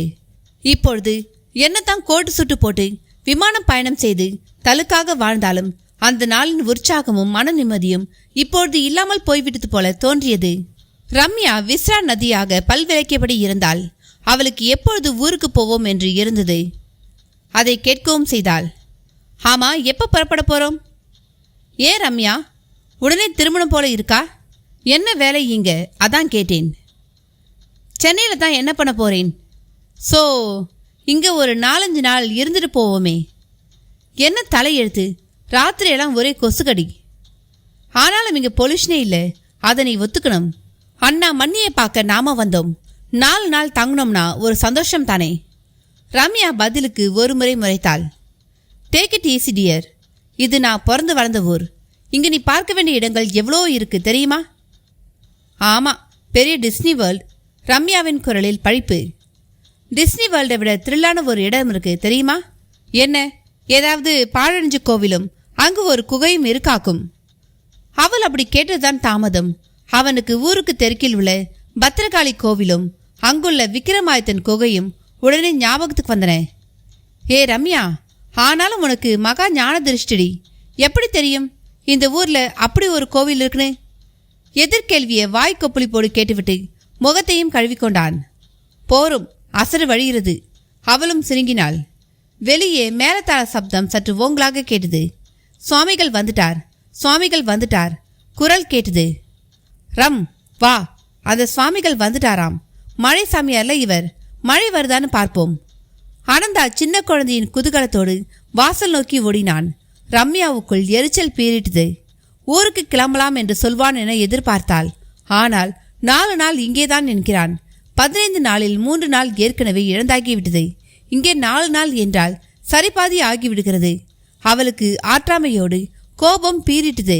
அதிசயமாக சேலை உடுத்தியிருந்தாள். அதன் நுனி தலைப்பை போட்டு கஸ்கு கஸ்குன்னு கஸ்கியபடி இருந்தாள். அவளும் வாசலோக்கி நடந்தாள். எல்லோருமே வாசலில் தான் நின்று கொண்டிருந்தனர். தெருவின் துவக்கத்தில் அடப்பமாக கூட்டம். ஒரு பெரிய பட்டுக்குடை ஒன்றை பிடித்தபடி ஒருவர் தெரிந்தார். அவருக்கு அருகில்தான் அந்த சாமியாரும் இருக்க வேண்டும் என்று அனந்தா நினைத்தான். உண்மைதான். காவி உடை, காவி சட்டை, மார்பு தொடும் தாடி, பாகவதர்கள் போல பின்தலை, கழுத்தில் ஒரு ஸ்படிக மாலை, நெற்றியில் கோபி சந்தனம், உதடு ராம் ராம் என்று ஜெபித்தபடி இருக்க சுந்தரானந்த சுவாமிகள் என்னும் அவர் மெல்ல நடந்து வந்து கொண்டிருந்தார். பார்ப்பவர்களை எல்லாம் கண்களாலேயே ரட்சித்தார். எல்லோரும் கைகளை கூப்பினர். சிலர் ஓடி சென்று காலில் விழுந்தனர். சிலர் நிறைய பூக்களை எல்லாம் காலில் தூவி வழிபட்டனர். ஆனந்தாவுக்கு இவ்வளவையும் தன் வீடியோ கேமராவில் பதிவு செய்து கொண்டால் என்ன என்று ஒரு எண்ணம். விறுவிறுவென்று உள்ளே சென்று சுட்கேஸில் இருந்த தன் ஹேண்டி வீடியோ கேமராவை எடுத்து வந்து மலமளவென்று ஷூட் செய்ய ஆரம்பித்தான். ரம்யாவுக்கு எல்லாம் வேடிக்கையாக வினோதமாக இருந்தது. அந்த சுவாமிகளும் விஸ்வநாதன் வீட்டு வாசலுக்கு வந்துவிட்டார். விஸ்வநாதன் விழுந்து சேவித்தார். சுவாமிகள் அவர் தலையை தடவி ஆசீர்வதித்தார். விஸ்வநாதன் இந்த ஊரோட one of the senior citizen. பாவம், இப்ப ரொம்ப மன வருத்தத்தில் இருக்கார். இவர் மனைவிக்கு இரத்த புத்துநோய். ஒருவர் சுவாமிகள் காதோரமாய் எடுத்து கொடுத்தார். சுவாமிகள் நின்று ஒரு பார்வை பார்த்தார். பின் தன் கழுத்து ஸ்படிகமணி மாலையை காட்டி விஸ்வநாதனை அருகில் அழைத்து அணிவித்தார். உங்க கஷ்டம் தீர்ந்திடும், அந்த ராமன் தீர்த்து வைப்பான் என்றார். விஸ்வநாதனுக்கு நின்ற இடம் நழுவது போல ஒரு பிரமை. ரொம்ப சந்தோஷம் சுவாமி, என் ஜானகி பிழைச்சா போதும். அப்படியே ஊருக்கு மழையும் வரணும். செடி கொடியெல்லாம் கருக ஆரம்பிச்சாச்சு. மனுஷா சோத்துக்கிலனாலும் எங்க கிடைக்குமோ அங்க ஓடி போயிடுவா. ஆனா இந்த மரம் செடிகள் என்ன பண்ணும்? பாவம் இல்லையா? விஸ்வநாதன் அக்ரணி உயிர்களுக்காக கவலைப்பட்டு பேசியது அவரை மகிழ வைத்தது. வள்ளலார் மாதிரி செடி கொடிகளுக்கெல்லாம் வக்காலத்து வாங்கி பேசுற உங்க நல்ல எண்ணத்துக்கு ஒரு குறையும் வராது என்றார் சுவாமிகள். பின் ஒரு புன்னகையோடு தொடர்ந்து நடை. ஆனந்தா அவர் பேசியது விஸ்வநாதன் பேசியது என்று சகலத்தையும் வீடியோவில் பதிவு செய்து கொண்டே பின்தொடர்ந்தான். அவரது நடை தெருவின் முடிவில் உள்ள பெருமாள் கோவிலில் முடிந்தது. ரம்யாவுக்கு இதெல்லாம் சுத்தமாக பிடிக்கவில்லை. வீட்டிலேயே ஒரு மூலையில் முடங்கிவிட்டாள். நடுநடுவே 1க்கு 3 பேராக அந்த வீட்டில் இருக்கும் வியாதியஸ்தர்களின் முக்கல் முனகல் இருமல் சப்தங்கள் வேறு அவளுக்கு எரிச்சல் வர ஆரம்பித்தது. கோவில் ஒரு பெரிய மேடை போட்டியிருந்தார்கள். அதில் சுவாமிகள் ஏறினார். எல்லோருக்கும் தெரியும்படி அமர்ந்து கொண்டார். கையை உயர்த்தி ஆசீர்வாதம் செய்தபடியே இருந்தார். ராமாபுரத்தின் பரம வைதிகரும் கோவில் அர்ச்சகருமான ராமகிருஷ்ண ஐயர் என்பவர் மைக்கை பிடித்து பேச ஆரம்பித்திருந்தார். சுற்றிலும் திரளான கூட்டம். எல்லோரும் வைத்த விழியை எடுக்கவில்லை. எல்லோருக்கும் என் நமஸ்காரம். இன்னைக்கு சுவாமிகள் நம்ம ஊருக்கு வந்திருக்கார். அது நாமெல்லாம் செஞ்ச பாக்கியம்னு தான் சொல்லணும். சுவாமிகளை பத்தி சொல்லணும்னா ஒரு நாள் போராது, பேசிண்டே போகலாம். இருந்தாலும் ஒரே ஒரு சம்பவத்தை மட்டும் சொல்லிக்க விரும்புகிறேன். சுவாமிகள் சர்ப காப்பு தரிச்சவர். அதாவது அவரை நோக்கி வந்த ஒரு நல்ல பாம்பை தன் கழுத்துல சிவபெருமானாட்டம் விட்டுண்டு காட்சி தந்தவர். அப்ப அவருக்கு வயசு 3னா யாராலையும் நம்ப முடியாது. சர்பத்தை விஷஜந்துன்னு சொல்வா. ஆனா அதுக்கு சுவாமிகள் ஒரு கடவுள் பிறப்புன்னு தெரிஞ்சிருந்தது தான் ஆச்சரியம். அப்புறம் தான் சுவாமிகளோட அப்பா அம்மாவே தெரிஞ்சிட்டானா பாத்துக்குங்களேன். இன்னைக்கு இந்த லோகத்துல நம் கண்ணுக்கு தெரிஞ்சு நடமாடுற ஒரே கடவுள் மனிதர் சுவாமிகள் தான். அஷ்டமா சித்துவும் அவர் வசத்துல இருக்கு. அவரால் ஒரே சமயம் இங்கேயும் இருக்க முடியும், அமெரிக்காவிலையும் சஞ்சரிக்க முடியும். ஒரு சமயம் ஒரு கோவில் கும்பாபிஷேகத்துல நம்ம சுவாமிகள் கலந்துட்டார். கும்பாபிஷேகத்துல சப்த நதிகளோட ஜலமும் குடத்துல இருந்தது. அதை கொண்டு கலகாபிஷேகம் பண்ண வேண்டியதுதான் பாக்கி. அப்ப பார்த்து ஒருத்தர் தெரியாதனமா தவறி விழுந்து கங்கா ஜலம் இருக்கிற குடம் கவுந்துருச்சு. எல்லா ஜலமும் தரையில பரவி கும்பாபிஷேகத்துக்கு ஜலம் இல்லைங்கிற ஒரு நிலைமை. கோவில் கமிட்டியை சேர்ந்தவா தவிச்சு போயிட்டா. அப்ப சுவாமிகள் ஒரு அற்புதம் செய்து வச்சார். கவுந்துட்டு அந்த கங்கை ஜலம் இருந்த குடத்தை எடுத்துட்டு வர சொல்லி தான் கையை அதை நோக்கி நீட்டினார். அவர் உள்ளங்கையிலிருந்து கங்கை பாஞ்சி குடம் நிரம்பியதை பலர் பார்த்தா. அப்படியே புல்லரிச்சு போச்சு ஒவ்வொருத்தருக்கும்.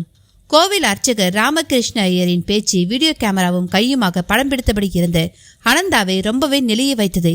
பக்கத்தில் கையை கட்டிக்கொண்டு நின்றபடி அந்த பேச்சை கேட்டபடி இருந்தார் விஸ்வநாதன். அண்ணா, என்ன இது? கோவில் அர்ச்சகர் இப்படி புழுகுகிறார். ஏய், சும்மா இருடா. அபச்சாரமா எதையாவது பேசாத.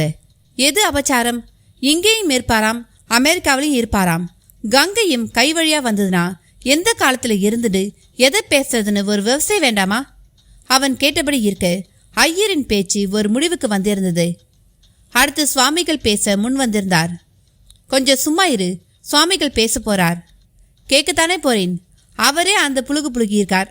இவர் இமாலய புழுகே புழுக போறாருன்னு நான் நினைக்கிறேன். ஆனந்த கிருஷ்ணன் மீண்டும் விஸ்வநாதன் காதோறும் கிசுகிசுத்தான். சுவாமிகளும் வாயை திறந்தார். எல்லோருக்கும் என் ஆசீர்வாதங்கள். என்னை பற்றி அர்ச்சகர் ராமகிருஷ்ணன் என்னென்னவோ பேசினார். அதெல்லாம் எதுக்கு? இந்த லோகத்துல சஞ்சாரம் பண்ற பல கோடி ஜீவன்களை நானும் ஒருத்தன். உங்களுக்கும் எனக்கும் ஒரே ஒரு வித்தியாசம்தான். உங்களுக்கெல்லாம் நிறைய சம்பாதிக்கணும், குடும்பம் குட்டிகள்னு 100 வருஷம் வாழணும்னு ஆசை இருக்கலாம். எனக்கு அப்படி இல்லை. எனக்கு இந்த உடம்ப சுமந்துட்டு பசிக்கு சாப்பிட்டுண்டு சதா சுவாசிச்சுட்டு வாழற இந்த வாழ்க்கை சுத்தமா பிடிக்கல. எவ்வளோ வாழ்ந்தாலும் ஆசை அடங்காத இந்த வாழ்க்கை ஒரு வாழ்க்கையா என்ன? எனக்கு தேவை மோட்சம், முக்தி. திரும்ப திரும்ப பிறக்கிற இந்த பருப்பு போதுங்கிறது தான் என் எண்ணம். என்ன இந்த கோவிலை சேர்ந்தவாளும் ஊர்க்காராலும் இந்த ஊருக்கு வருவேலான்னு கேட்டா, மழையே இல்லை, பயிர்களெல்லாம் சுருண்டு இருக்குன்னு சொன்னா. எனக்கு உங்க கஷ்டம் புரியுறது. மழைங்கிறது இறைவனோட கருணை. எப்ப மழை பெய்யலையோ அப்ப இறைவன் கோபமா இருக்கான்னு அர்த்தம். அவன் கோபம் 2 விதம். ஒன்று அசிர்வாதம் பண்ணி அழிக்கிற மாதிரி ஆவேசமானது, இன்னொன்று செல்ல கோபம். மழையை தராத கோபம் செல்ல கோபம்னு சொல்லலாம். அதுக்கு சரியான ஒரு காரணம் இருக்கு. நமக்கு காவலாய் இருக்க இயற்கை நம்மை விட பெருசு. அதை நம்ம கடவுளா நினைக்க தவறும்பொழுது இப்படியெல்லாம் மாறுது. காத்து இல்லைனா மூச்சு விட முடியுமா? ஆனா இன்னைக்கு அதுல எவ்வளோ கரிப்புகை. பூமி இல்லைனா நாம எது மேல வீடு கட்டுவோம்? ஆனா இந்த பூமி எப்படி இருக்கு? எங்க பார் குப்பை கூலம். பிளாஸ்டிக் கலாச்சாரத்தால மழை தண்ணியை பூமிக்குள்ள நுழைய விடாதபடி பண்ணிட்டோம். எங்க பார் பாலித்தீன் பேப்பர், பிளாஸ்டிக் கப் தான். நெருப்பையை நாம் மதிக்கிறதே இல்லை. ஒருத்தன் போற போக்கில் சிகரெட் பிடிக்கிறான், அப்புறமா அதை காலடியில் போட்டு மிதிச்சு அணைக்கிறான். எவ்வளோ பெரிய பாவம் இது. தண்ணியை லிட்டர் 10 ரூபாய்னு விற்க ஆரம்பிச்சிருக்கோம். விற்கலாமா? ஆகாசத்துலேருந்து வர மழை இலவசமாக தானே வரது. ஆறு குளம்லாம் ஊருக்கு பொதுவாச்சே. தண்ணிக்கு மேகம் நம்மக்கிட்ட காசு கேட்டா நம்மளால கொடுக்க முடியுமா? 5வது பூதமான ஆகாயம்தான் சுத்தமாக இருக்கா? எப்ப பார் ஒரே புகை, அசுத்தம். இப்படி இயற்கையை நாம் மதிக்கிறதே இல்லை. நாம் இருக்க போவது 50 வருஷமோ 60 வருஷமோ. ஆனால் இதெல்லாம் லட்ச கோடி வருஷமா இருக்கிற விஷயங்கள். அது பெருசா, நாம பெருசா? அதை தொந்தரவு பண்ணும்பொழுது பதிலுக்கு அது கோபத்தை காட்டுறது. அதனால தான் மழை இல்லை, எங்க பார் வறட்சி. இந்த சந்தர்ப்பத்தில் சிந்திக்கணும், தெளிவாக சிந்திக்கணும். பஞ்சபூதங்களை மதிக்க கற்றுக்கணும். குப்பை கூலம் கூடாது, புகை கலாச்சாரமே கூடாது. நெருப்பையும் பக்தியோடு கையாளணும். தண்ணி உப்பையெல்லாம் தானமாகத்தான் கொடுக்கணும், விற்கக்கூடாது. ஆகாயத்தில் தான் ஆண்டவன் இருக்கான், அவனோட வீடு அது. அதை தூய்மையா வச்சுக்கணும். இந்த ஞானம் வந்துட்டா போதும், மழை வந்துடும், சந்தேகம் வேண்டாம். இவர் பேச்சு கருத்தளவில் நன்றாகத்தான் இருந்தது. அப்ப இவரால மழை வர வைக்க முடியாதுன்னு சொல்லாம சொல்றாரா? கிசுகிசுத்தான் அனந்தா. சும்மா இரு அனந்தா, அவர் காதுல விழுந்துட போறது. நெளிந்தார் விஸ்வநாதன். சுவாமிகள் ஒரு வழியாக கருத்தை முடித்து கொண்டார். நான் பகவான்கிட்ட பிரார்த்தனை பண்ணிக்கிறேன். உங்க சார்பா மன்னிப்பும் கேட்டுக்கிறேன். நிச்சயம் அவர் மனசு குளிர்ந்து மழை பெய்து பயிர் பச்சையெல்லாம் செழிக்கணும் நம்புவோம் என்றார். அதன் பின் எல்லோரும் வரிசையில் நின்று அவரிடம் தீர்த்தம் பெற்றுக்கொள்ள தொடங்கினர். அப்பொழுது சில சித்து வேலைகளையும் செய்ய ஆரம்பித்தார். ஒருவர் பூச்சரத்தை ஒரு பந்தாக அவர் கையில் கொடுத்தார். அதை விடுவித்தார். உள்ளே ஒரு கணபதி விக்கிரகம் இருந்தது. கொடுத்தவருக்கு சிலிர்த்து விட்டது. இன்னொருவர் 2 ஆப்பிள் பழம் கொடுத்தார். அதை நறுக்க சொன்னார். நறுக்கினார். உள்ளே மகாலட்சுமி விக்கிரகம். அடுத்தவர் தந்த வாழைப்பழத்துக்குள்ளே குட்டி வேல். அனந்த கிருஷ்ணன் கண்களை கசக்கிவிட்டு கொண்டு பார்த்தான். இது என்ன மேஜிக்? மேஜிக் இல்லை, இதெல்லாம் சுவாமிகளோட சித்து விளையாட்டு. சித்து விளையாட்டுனா? அதான் பார்க்குறியே, இதான். இது எப்படின்னு தெரியலையே. எனக்கு பதில் தெரிஞ்சா நான் ஏன் இப்படி இருக்கேன்? விஸ்வநாதன் அவனை பார்த்து திருப்பி கேட்டுவிட்டு சுவாமிகளை நெருங்கினார். அவருக்கு ஆகாயத்திலிருந்து ஒரு நவரத்ன மாலையை வரவழைத்து கொடுத்தார். கொடுத்ததோடு கொஞ்ச நாளைக்கு கிரகங்கள் உன் வரையில செயல்படாது. நீ கேட்டது எல்லாமும் சுவாமிகள் தர தயாராக இருக்கார் என்றார். விஸ்வநாதனுக்கு சிலிர்த்து விட்டது. பின்னாலேயே தான் இருந்தான் அனந்த கிருஷ்ணன். விஸ்வநாதன் நகரவும் சுவாமிகள் முன் சென்று நின்றான். துளையிடுவது போல ஒரு பார்வை ஊடுருவி பார்த்துவிட்டு அவரும் சிரித்தார். கையை நீட்ட சொல்லி உத்துருணியால் தீர்த்தமிட்டார். அவனுக்கு அதை குடிக்கக்கூட தோன்றவில்லை. ஆனால் அவரிடம் நிறைய கேள்விகள் கேட்க வேண்டும் என்கிற துடிப்பு. உங்ககிட்ட நிறைய கேள்விகள் கேட்கணும் என்றான். கை தீர்த்தம் சொட்ட சொட்ட. முதல்ல தீர்த்தத்தை குடி. அவனும் குடித்தான். என்ன மனசுக்குள்ள சயின்ஸால ஒரே தொல்லையா? அவனுக்கு புரியவில்லை. ஆனால் விஸ்வநாதன் புரிந்தது போல திரும்பி வந்து, சுவாமிகள் மன்னிக்கணும், இவன் என் தம்பி, சவுத் ஆப்பிரிக்காவில் டாக்டரா இருக்கான், எதுலையும் புத்திதான் பெருசுங்கிற கட்சிக்காரன், சுவாமிகள் தப்பா எடுத்துக்க கூடாது என்றார். புத்தி பெருசுதான், அதுல தப்பென இருக்கு? அவரும் இடையளித்தார். இல்ல, இவன் கொஞ்சம் பகுத்தறிவு அப்படி இப்படின்னு பேசுவான். ஒரு தப்பும் இல்லையே. அவர் எதனாலோ அனந்த கிருஷ்ணனை இழுத்து வைத்தே பேசினார். ஆமா, எப்படி பழக்கத்தில் விக்கிரகம் வருது? ஆனந்தாவும் முதல் கேள்வியை கேட்டுவிட்டான். காந்தத்தை வேகமாக சுத்தினா என்ன கிடைக்கும்? மேக்னெட் பவர், அதாவது காந்த மின்சாரம். அது கிடைக்கும்னு எப்படி தெரியும்? ஆராய்ச்சியில் தெரிஞ்சுண்டா. அப்ப அது சம்பந்தமா படிச்சு ஆராய்ச்சி செஞ்சதால தானே அது தெரிய வந்தது. நிச்சயமா இதுவும் அந்த மாதிரி ஒரு படிப்பு தான். இதுல இறங்கு, உனக்கும் புரியும். இதுல இறங்காம உனக்கு நான் எவ்வளோ சொன்னாலும் புரியாது. அப்போ இது ஒரு சப்ஜெக்டா? ஆமாம், பேரா சயின்ஸ். உங்க ஃபாரின்ல அப்படித்தான் சொல்வர். இன்னும் சிலர் அக்கல்ட் சயின்ஸ்னு சொல்வா. இதெல்லாம் ஃப்ராடு பித்தலாட்டம்ங்கிறாளே. அவ வாழ்க்கையில சாதாரண விஷயத்துல எல்லாம் தோத்து போனவளா இருப்பா. அவ அப்படித்தான் சொல்வா. அப்படின்னா நான் இதை படிக்க விரும்பினா படிக்க முடியும்னு சொல்லுங்கோ. நிச்சயமா. போதுமானதா, சுவாமிகள் கிட்ட போய் சரிக்கு சரி பேசிண்டு. பின்னால் எவ்வளோ பேர் நிற்கிறா பார். விஸ்வநாதன் கையை பிடித்து இழுத்து சென்றார். அனந்தா திரும்பி திரும்பி பார்த்தபடியே சென்றான். அத்தியாயம் 6. உலகில் உணர்வுகளில் தலையானது கருணை. கருணையை அன்பு என்றும் பரிவு என்றும் பாசம் என்றும் பலவாறு சொல்லலாம். கருணையின் பல வடிவங்கள் தான் அவை. இவைகளில் ஒன்று கூட ஒரு மனிதனுக்கு கிடைக்கவில்லை என்றால் அவன் மிருகமாகி விடுவான். மனிதன் ஒரு 6வது அறிவுள்ள வினோத விலங்கு என்று ஒரு கருத்துண்டு. அவனை விலங்கி நின்றும் வேறுபடுத்துவதே கருணை சார்ந்த விஷயங்கள் தான். மிருகங்கள் இடையேயும் அன்பு உண்டு. ஆனால் அவை பசி என்று வரும்பொழுது வேறுபட்டுவிடும். உணவுக்காக ஒன்றை ஒன்று அடித்துக்கொள்ளும். உணவு கிடைத்துவிட்டாலோ விசிராந்தியாக அயர்ந்துவிடும். கருணையை கொண்டு துக்கப்படவோ இல்ல சந்தோஷப்படவோ அவைகளுக்கு தெரியாது. ஆனால் மனிதன் அப்படி இல்லை. கருணை இல்லாத மனிதன் மிக ஆபத்தானவன். உலகில் அதற்கு உதாரணமாக பல சர்வாதிகாரிகளை கூறலாம். ஹிட்லர், முசோலினி, இடி அமீன் என்று ஒரு நீண்ட பட்டியல் அம்மட்டில் உண்டு. எனவே தான் கருணையே மனித குலத்தின் பிரதான உணர்வாக கருதப்படுகிறது. அது மட்டுமல்ல, கடவுளின் உணர்வே கருணைதான். இதைத்தான் சிலுவையில் அறைந்த இயேசுவிடம், கல்லால் அடிபட்ட நபிகளிடம், திரௌபதி மானமங்கப்படுத்தப்பட்ட பொழுது ஓடோடி வந்த கண்ணனிடம் என்று நாம் வரிசையாக உணர்கிறோம். இறையாளர்கள் என்பவர்களும் கருணை மிகுந்தவர்களே. கருணை மிகுந்திருந்தால்தான் அவர்கள் முழுமையான இறையாளர்கள். தன்னை தரிசிக்க வரும் அன்பர்களின் துயரங்களை தன் கணக்கில் எடுத்துக்கொண்டு அவர்களை தன் கருணையால் ரட்சித்து துன்பம் நீக்கும் பல யோகிகள் இந்த மண்ணில் இருந்திருக்கிறார்கள். ஆறுகள் கூட கருணையின் சொருபங்கள் தான்.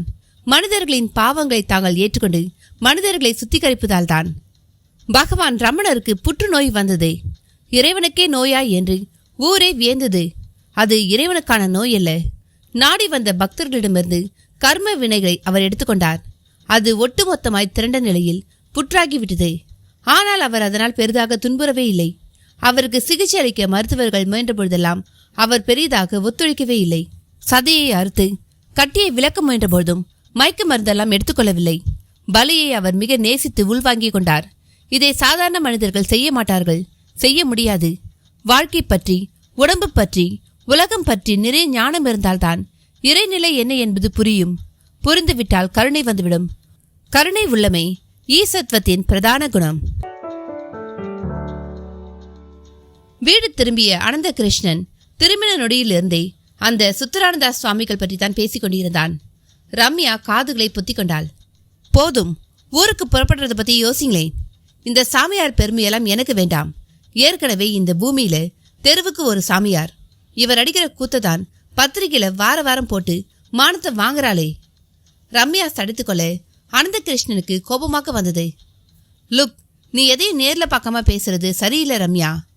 வேண்டாம், நான் பார்க்கல. என் கேள்விக்கு பதில் சொல்லுங்கோ. ஊருக்கு எப்போ புறப்பட போறோம்? இரு ரம்யா, இப்படி அவசரப்பட்டா எப்படி? ஆமா, அண்ணா எங்க? அவர் சமையல் கட்டுல காய் நறுக்கிட்டு இருக்கார். இங்க நாம இருக்க இருக்க அவருக்கு தான் சிரமம். பைத்தியக்காரி, நீ போய் சமைக்கிறதுக்குன்னு. I'm a doctor, not a cook. என எங்க அப்பா அப்படி வளர்க்கல. பொட்டில் எடுத்த மாதிரி இருந்தது அவள் பதில். அது கசக்கவும் செய்தது. நான் ஒன்றும் இங்க சமைக்க வரல. உங்களுக்கும் பெருசா லீவ் இல்லை. 2-3 வருஷம் கழிச்சு வந்திருக்கேன். ஆனா ஒவ்வொரு நொடியையும் எப்படி உபயோகமா கழிக்கணும்னே தெரியல உங்களுக்கு. கோபம் வேறு அவளிடம் குமிழிட்டது. போதும் ரம்யா, சவுத் ஆப்பிரிக்கால ஆம்பளையெல்லாம் சமைக்க மாட்டான், பொம்பளை தான் சமைப்பா.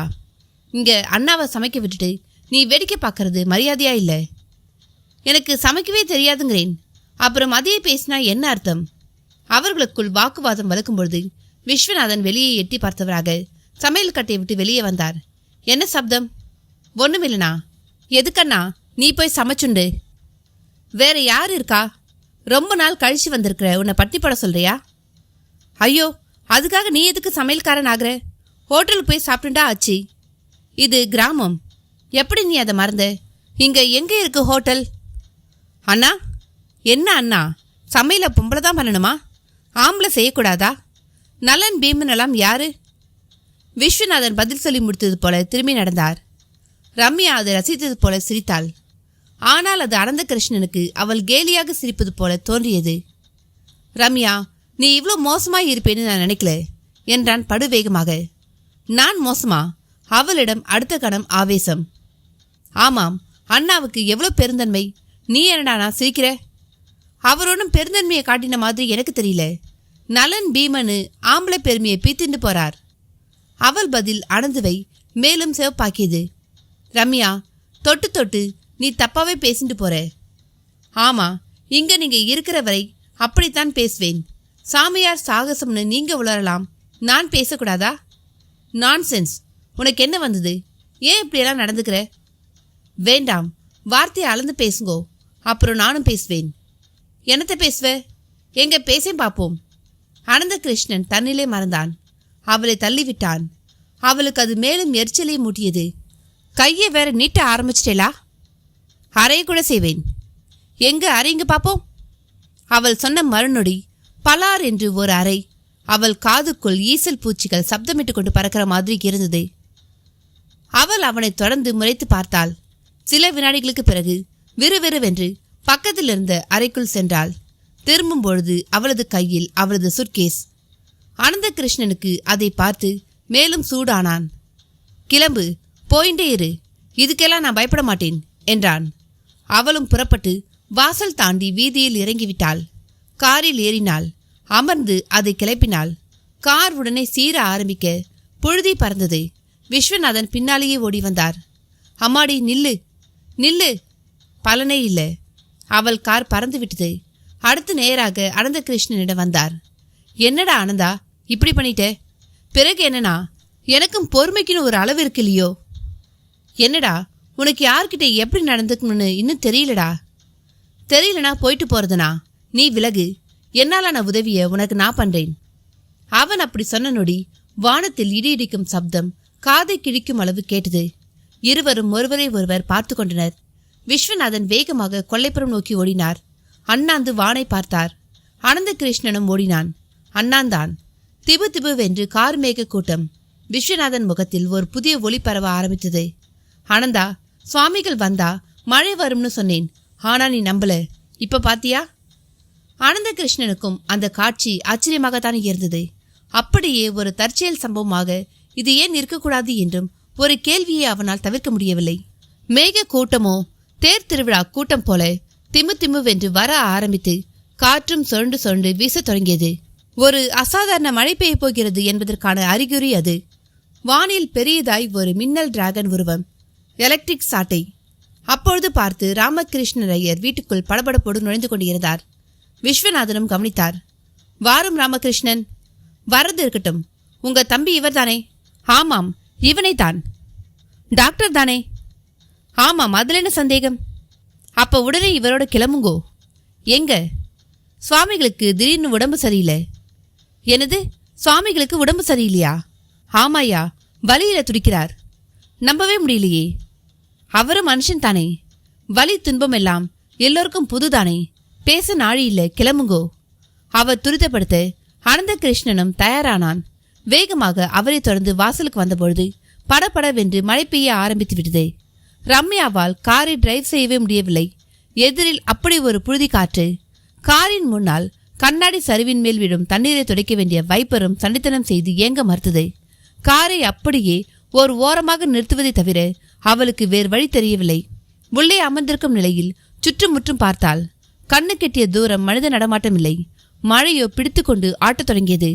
ஒரு வினாடி அந்த சுத்தரானந்தாஸ் சுவாமிகளின் நினைப்பும் வந்தது. எல்லாம் அவர் வந்ததால் தானா? அனந்த கிருஷ்ணன் காதில் விழுந்த அவரது பிரபாவம் உண்மையோ? ரம்யாவுக்குள் காருக்குள் அமர்ந்து கொண்டு சிந்திப்பது என்னவோ போல் இருந்தது.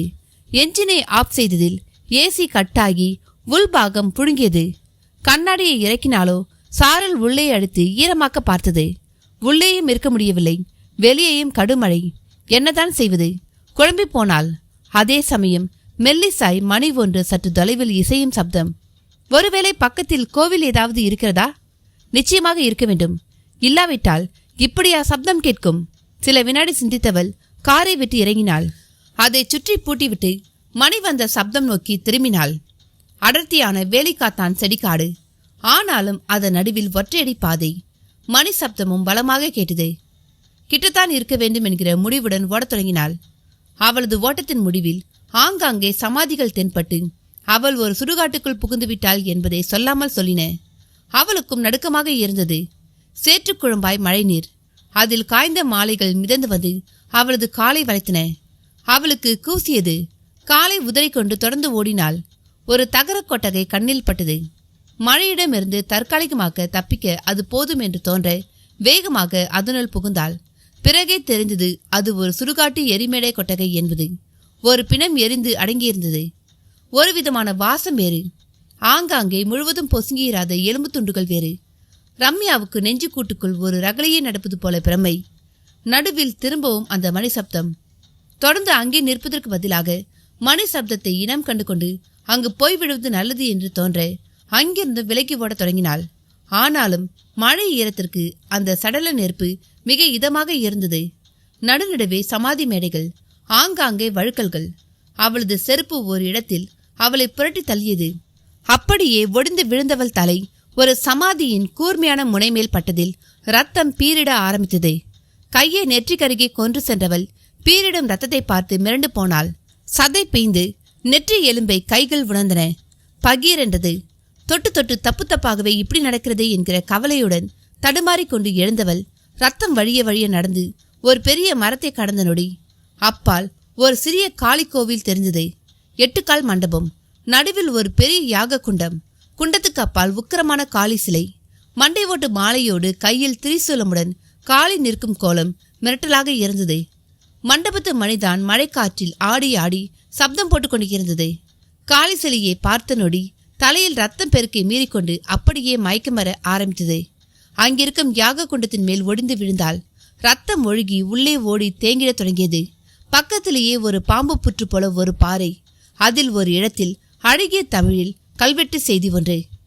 ஸ்ரீ பத்திரகாளி இவள் நரமாமிசை பிரியை, தன்னையே தருவார்க்கு அன்னை அஷ்டமா சித்துக்களும் அருள்வாள். விக்ரமாதித்தன் இவளிடம்தான் சித்துக்கள் பெற்றான் என்றிருந்தது. அத்தியாயம் 7. ஈசித்வம் எனும் இறைத்தன்மைக்கு எவ்வளவோ இலக்கணங்கள். அதில் பிரதானமானது நினைத்ததை முடிப்பது. யாரெல்லாம் உலகில் நினைப்பதை முடிக்கின்றாரோ அவர் இறைவர். ஆனால் அவர் அதை எப்படி உணர்கிறார் என்பதில் இருக்கிறது. இறைத்தன்மையை இப்படி பொருள் செய்து கொள்ளும் அதே சமயம் கர்வம் கொண்டு அகங்காரத்துடன் நடந்து கொள்ளத் தொடங்கினால் இறைவன் அசுரனாகி விடுவான்.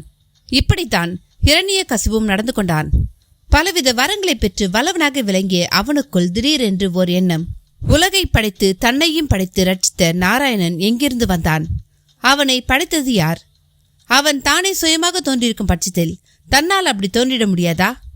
தான் எதற்கு நாராயணனை வணங்க வேண்டும்? தன்னை நாராயணன் வணங்கினால் எது குறைந்துவிடும்? இப்படி அவனுக்குள்ளும் கேள்விகள் எழும்பி தழுமின. அதன் விளைவு தானே இறைவன், தன்னாலும் இந்த உலகை ரட்சிக்க முடியும் என்று நினைக்க தொடங்கிவிட்டான். அதன் பின் பலவித சட்டங்கள் போட்டான். எல்லா கோவில்களிலும் உள்ள தெய்வ சிலைகளை அகற்றி தனது சிலைகளை வைக்க வேண்டும். தனக்கே அபிஷேக ஆராதனைகள். யாரும் எங்கும் ஓம் நாராயணா என்று கூறக்கூடாது. ஓம் இரணிய கசிபுவே நமக என்று கூற வேண்டும். தனக்கே அபிஷேக ஆராதனைகள், தனக்கே அர்ச்சனைகள். தானே இனி 7-14 உலகுக்கும் கடவுள் என்று பிரகடனம் செய்வித்தான். ஆனால் கருணை இல்லாததால் இரண்யன் மகன் பிரகலாதனை அவனுக்கு எமனாகிட நரசிம்ம அவதாரமும் நிகழ்ந்தது. இறைவனாதல் என்பதன் சூட்சும பொருளை சரியாக புரிந்து கொள்ளாமல் பூஜிக்கப்படுவதையும் வணங்கப்படுவதையும் விரும்பியதால் வந்த வினை அது. உண்மையில் சகித்வம் என்னும் இறை வளரும் தன்மையின் பின்புலத்தில் தியாகம் இருக்க வேண்டும், பொறுமை இருக்க வேண்டும். துளியும் கர்வமோ புகழை விரும்பும் குணமோ கூடாது. குறிப்பாக பஞ்சம் பாதகம் செய்தவனுக்கும் அருளும் குணம் மிக மிக முக்கியம். அது இல்லாவிட்டால் இறைத்தன்மை என்பது அசுரத்தன்மையாகிவிடும். சுந்தரானந்த சுவாமிகள் கோவில் மடப்பள்ளியிலேயே தங்கியிருந்தார். அனந்த கிருஷ்ணனை ராமகிருஷ்ணனும் அங்குதான் அழைத்து சென்றார். அனந்த கிருஷ்ணன் தான் ஒரு தேர்ந்த டாக்டர் என்பதற்கு தோதாக ஒரு சிறு மெடிக்கல் கிட்டை எப்பொழுதும் வைத்திருப்பான்.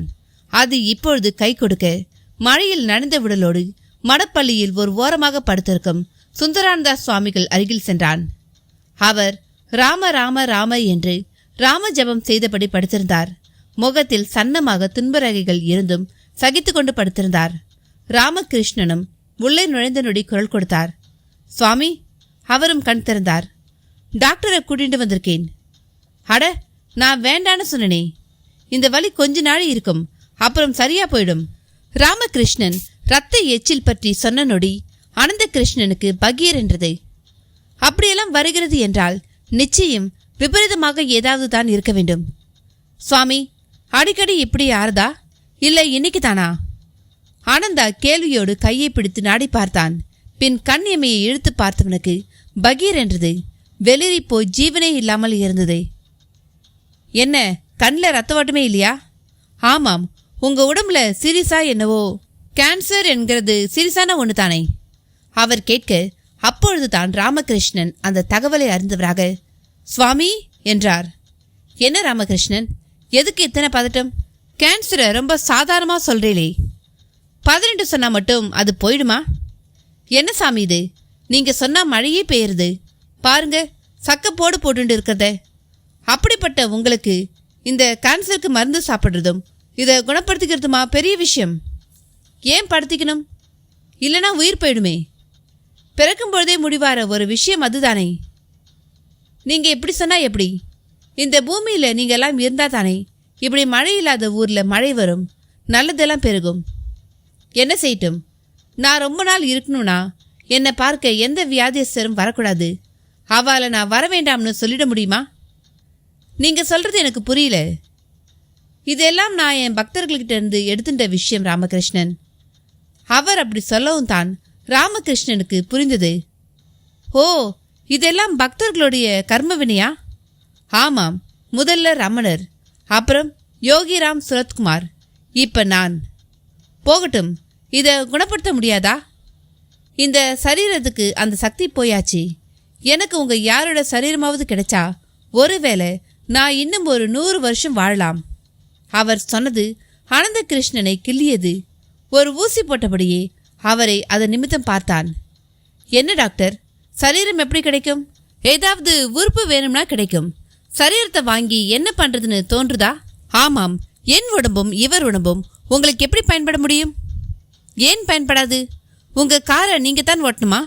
தள்ளி உட்கார சொல்லிட்டு நான் ஓட்டலாம் இல்லையா? காரும் உடம்பும் ஒன்னா என்ன? எவ்வளவோ பொருத்தங்கள் இரண்டுக்கும் உண்டே.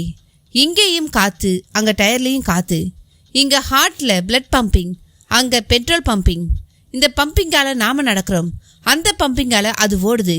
வயிற்றுக்கு சோறு போட்டுக்கிட்டே இருக்கிற மாதிரி அங்க பெட்ரோல் போட்டுக்கிட்டே இருக்கணும். சுவாமி, இப்ப எதுக்கு இதை ஒப்பிடலாம்? எங்களுக்கு நீங்க குணமானா போதும். ஆக்குங்களே, நானா வேணாங்கிறேன்.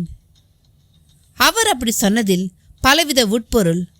அவர் என்னவோ அனந்த கிருஷ்ணனுக்கு சவால் விடுக்கிற மாதிரி கூட இருந்தது. வாழைப்பழத்துல சுவாமியை வரவைக்க தெரிஞ்ச உங்களால உங்க வியாதிக்கு ஒரு மருந்து தானா வரவைக்க முடியல? முடியும் டாக்டர், ஆனா கூடாது. தனக்குன்னு ஒரு விஷயத்த செய்துக்கிறவன் நல்ல யோகி இல்ல. இல்ல, இது ஒரு வெற்றி சமாதானம். சரி, எப்படி வேணா சொல்லுங்கோ. உங்க உதவிக்கு நன்றி. இப்ப எனக்கு வலியும் குறைஞ்சாச்சு. இது தற்காலிகமாக தான் கேட்கும். உங்களுக்கு இம்மிடியேட்டா ஒரு லேசர் சிகிச்சை கொடுக்கணும். ஒன்றும் வேணாம், நான் இந்த ஊருக்கு வந்ததே மகா சமாதியாகத்தான். அது நடந்தா போதும். எனது மகா சமாதியாகவா? அதிர்ந்தார் ராமகிருஷ்ணர் ஐயர். ஆமாம், இது ஒரு விசேஷமான மண். விக்ரமாதித்தனே இந்த மண்ணில் நடமாடி இருக்கானா பார்த்துக்கோங்க. நீங்க எங்க ஊர் சுடுகாட்டு கதையை சொல்றீங்களா? ஆமாம், அது கதையல்ல, நிஜம். என்ன சுவாமி நிஜம்? அங்க இருக்கிற பாறை கல்வெட்டுப்படி ஒருத்தன் தண்ணியை பலி கொடுத்தா அஷ்டமா சித்தம் கிடைக்கும்னா எப்படி? அது தான் தலையை வெட்டிக்கிட்ட பிறகு முண்டம் தான் இருக்கும். அந்த முண்டத்துல உயிரும் இருக்காது. இல்லாத முண்டத்துக்கு முதல்ல உயிர் கிடைச்சா அதுவே பெருசு. அதுக்கப்புறம் தான் அஷ்டமா சித்துக்களையும் அடையிறது என்பது. அனந்த கிருஷ்ணன் குரலில் சரியான ஏளனம். அது சரி, உனக்கு அஷ்டமா சித்துனா என்னன்னு தெரியுமா? எழுந்து அமர்ந்தவராக ஒரு பெரிய கேள்வியை அனந்த கிருஷ்ணன் முன் வைத்தார் அந்த சுவாமிகள். கேள்விப்பட்டிருக்கேன், ஆனா விலாவாரியா தெரியாது. தெரியாத ஒரு விஷயத்துல கருத்து மட்டும் எப்படி சரியா சொல்ல முடியும்? அவ கேட்டதும் நியாயம்தானே? ஆனந்தா திணற ஆரம்பித்தான். இருந்தும் சமாளித்தான். இல்ல, பொதுவா இந்த சித்து மாயம்னாலே கண்கட்டுன்னு சொல்வா, அதான் அப்படி பேசினேன். நான் பேசினதுல தப்பு இருக்கிறதாகவும் எனக்கு தெரியல. அந்த பலி கொடுக்கிற விஷயமெல்லாம் ரொம்ப குரூயல். அதுலேயும் சாமி கேடுதுன்னு நரபலி கொடுக்கறது மகா மகா குரூயல். அவர் எதனாலேயோ ஒரு ஜோக் கேட்டது போல சிரிக்க தொடங்கினார்.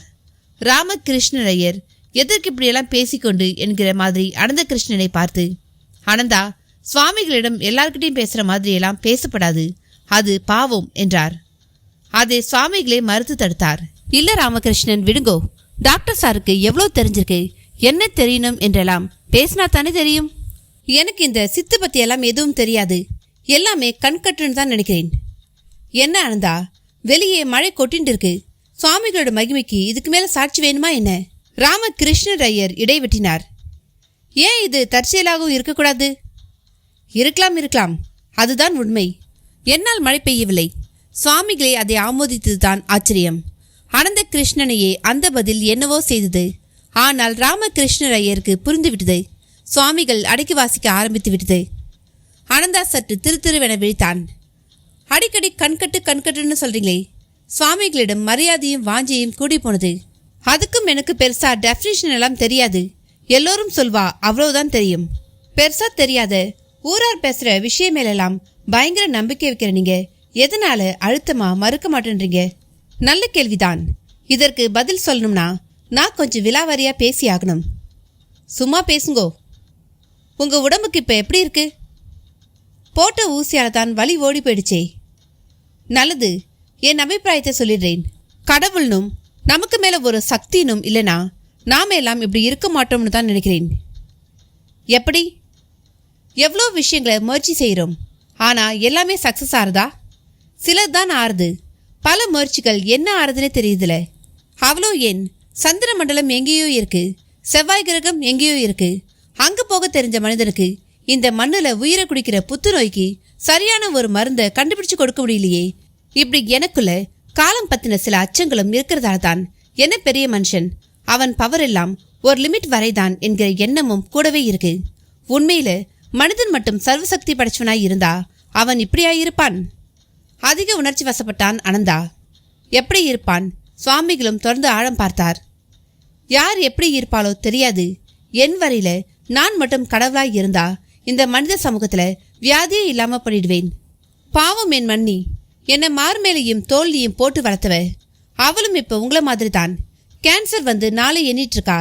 என்னை சுத்தி யாருமே சந்தோஷமா இல்லை. நானே கல்யாணமாகியும் மனைவியை விட்டு பிரிஞ்சிருக்கேன். என் மாமனார் மாமியார் அப்பா அம்மா மண்ணின்னு எல்லாரும் வியாதியில இருக்கா. ஊர் அதுக்கு மேல வறட்சியில இருக்கு. அந்த கடவுள் நிஜமாய் இருந்தா இப்படியெல்லாம் கஷ்டப்பத்தி பார்க்கறதுல அவருக்கு என்ன ஆனந்தம்? அனந்த கிருஷ்ணன் கண்களில் கண்ணீர் பீரிட்டது. கண்ணீர் என்பது எப்பொழுதுமே இதயத்தின் பாஷை. ஒருவருக்கு இதயம் இருக்கிறதா இல்லையா என்பதை கண்ணீரை வைத்து கண்டுபிடித்து விடலாம். அழத் தெரியாதவர்களை கூட விட்டுவிடலாம். ஆனால் அழ வேண்டிய சமயங்களில் அழாமல் அதை ஒரு பெரிய திரகாத்திரமாக நினைத்துக்கொண்டு இறுக்கமாக இருப்பவர்களை மனிதர்களாக நினைப்பதை கூட தவறு. ஆனந்தாவும் தன்னிடம் இருப்பது இலகிய பெரிய இதயம் என்கிற மாதிரி கண்ணீர் சிந்தினான். அப்படியே என்ன பெரிய மனித சக்தி? சந்தோஷம் என்பது வந்து வந்தளவா போகிறது. ஒரு சந்தோஷத்தை கூட நிலையா வச்சுக்க முடியலையே என்றான் கேவலாக. அவன் அப்படி கேட்டதில் ஆயிரம் முட்பொருள். அவரோ கூர்மையாக பார்த்தபடி இருந்தார். அப்படியே ராமகிருஷ்ணரையர் பக்கமாக திரும்பினார். மழையோ பொழிந்து தள்ளி கொண்டு இருந்தது. ராமகிருஷ்ணரையரிடம், நீங்க கொஞ்சம் வெளியே போயிருக்கேளா? நான் இவரோட கொஞ்சம் மனம் விட்டு பேசணும் என்றார். ஐயரும் ஆச்சரிய மிகுதியோடு கிளம்பினார்.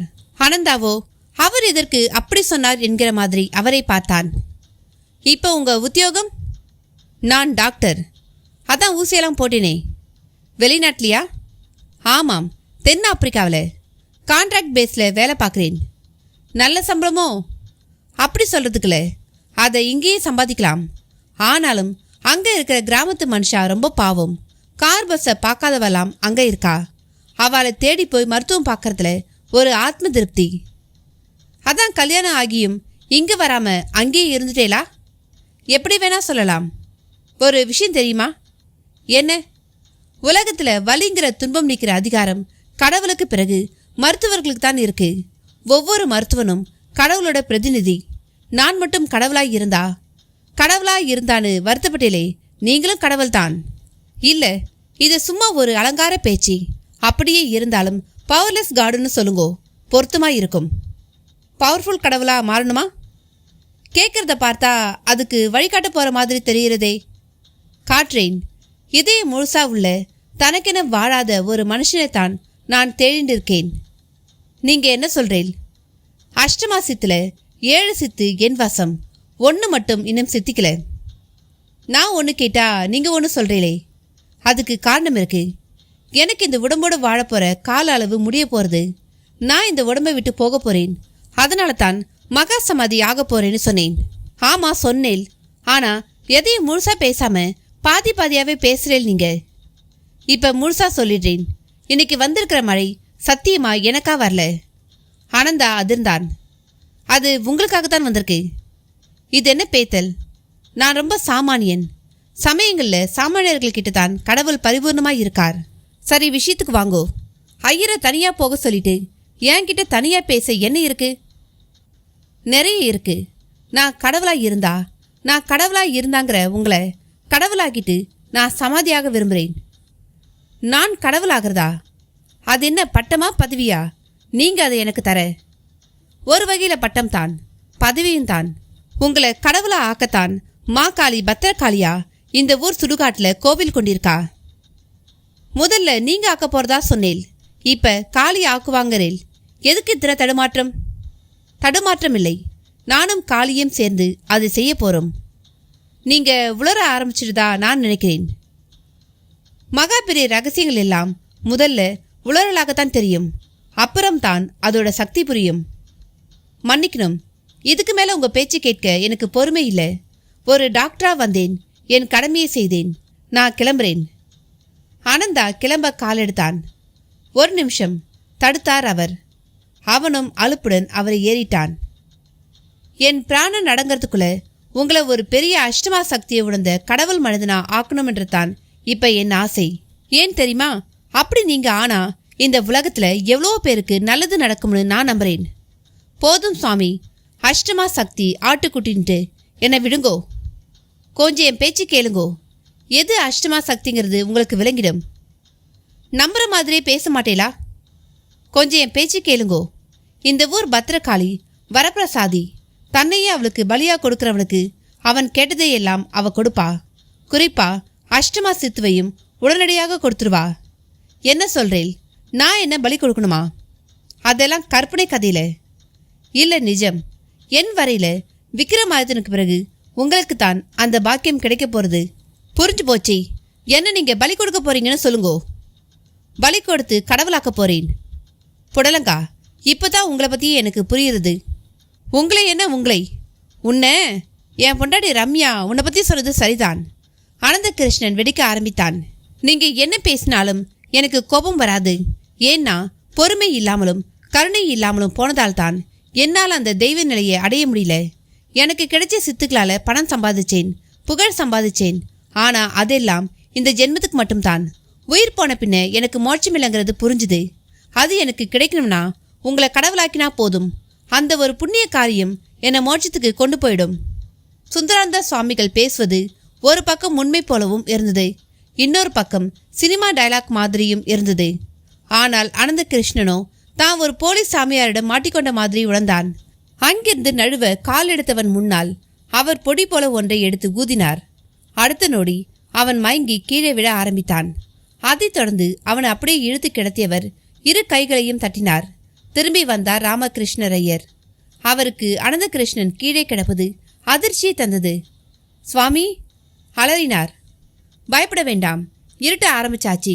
விடியறதுக்குள்ள நான் சில நல்ல காரியங்களை செய்துட்டு மகா சமாதியாக விரும்புகிறேன். நீங்க எனக்கு ஒரு உபகாரம் செய்யணும். என்னென்னவோ சொல்றீங்களே, சொல்றதே செய்யுங்கோ. பெரியவா பல காலம் இருக்கணும் என்றது எங்க ஆசை. இருப்பேன், இதோ இந்த அனந்த கிருஷ்ணன் ரூபத்துல. அப்படின்னா நான் சொல்றத முதல்ல நீங்க செய்யுங்கோ. உங்களுக்கு உசிதப்பட்ட ஒரு இடத்துல 10 அடிக்கு 10 அடி ஆழத்துல ஒரு குழியை வெட்டி அதை மூடுறதுக்கு தோதா சிமெண்ட் ஸ்லாபுகளோடு தயாராயிருங்கோ. காலம்பர நான் உங்களை தேடி வருவேன். சுவாமி, தயவு செய்து போய் நான் சொல்றதை செய்யுங்கோ. இல்லை, என்னால் முடியாது. அவர் மறுத்த நொடி அவரை உற்று ஒரு பார்வை பார்த்தார். அவருக்குள் இருக்கும் 7 சக்திகளில் ஒன்றான வசித்துவத்தால் ஐயரை அப்படியே கட்டி போட்டு மனதுக்குள் பேசினார். போ ராமகிருஷ்ணா, போய் சொன்னதை செய். அதன் பின் ராமகிருஷ்ணனும் எதுவும் பேசவில்லை. திரும்பி ஓடினார். சுவாமிகளும் அனந்தகிருஷ்ணனை நெருங்கி அவனது நாடியை பிடித்து பார்த்தார். அது அவர் தூவிய விஷப்பொடியால் அவன் உடம்பில் மெல்ல உஷ்ணத்தை அடக்கிக் கொண்டிருந்தது. அவ்வளோ நாடிகளும் ஒவ்வொன்றாக அடங்கிக் கொண்டே வந்தன. இறுதியாக ஒரு நாடியில் சில நிமிடங்களில் துடிப்பு அடங்கிவிடும் எனும் நிலையில் அந்த மடப்பள்ளியில் கிடந்த விறகு கட்டைகளுக்கு அப்பால் போய் படுத்துக்கொண்டு மேலே விறகு கட்டைகளை உருண்டு விழுமாறு செய்து அதில் மூழ்கி போனார்.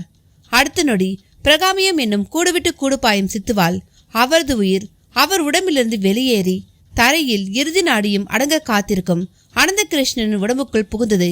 அடுத்த சில நொடிகளில் உடம்பின் அவ்வளோ நாடிகளும் வேகமாக இயங்க வயிற்றில் மூச்சுக்குழல் வழியாக உள் புகுந்திருந்த அந்த விஷப்பொடி ஒரு வாந்தி வடிவில் வெளிப்பட்டு தரையில் பரவியது. அனந்தகிருஷ்ணன் ஆகிய சுவாமிகளும் உடம்பை ஒரு உதறிக்கொண்டு அங்கிருந்து புறப்பட்டார். மழை கொட்டி கொண்டிருப்பதால் ஊர் அடங்கியிருந்தது. அது அவருக்கு சௌகரியமாகிவிட்டது. நெஞ்சில் கை வைத்து சுடுகாட்டை நினைத்த நொடி அவரது தேகம் சுடுகாட்டு பத்திரகாளி சன்னதி முன்தான் இருந்தது. முன்னே உள்ள யாக குண்டத்தின் மேல் ரம்யா கிடந்தாள். அவளது நெற்றி ரத்தம் குண்டத்தில் ஒரு செம்பில் மொல்லலாம் என்கிற அளவு தேங்கியிருந்தது. கணவனுக்கு முன்பே மனைவியிடம் ஏதோ ஒரு விதத்தில் அந்த பத்திரகாளி ரத்தத்தை காணிக்கையாக வாங்கி கொண்ட மாதிரி தோன்றியது. நேரே காளி விக்கிரகத்தை பார்த்தார். அணைந்து விடுவது போல் ஒரு சுடர் விளக்கின் ஒளியில் ஒரு இருள் பிம்பமாக தெரிந்தாள் காளி. அவர் பார்வை உடனே அருகில் இருந்த பாறை கல்வெட்டு பக்கம் சென்றது. விக்கிரமாதித்தனுக்கு பிறகு ஒருவனுக்கு கூட தன் உயிரை தரும் தைரியமில்லை. அந்த கல்வெட்டையே ஒரு மனித தந்திரமாகத்தான் நினைத்தார்கள்.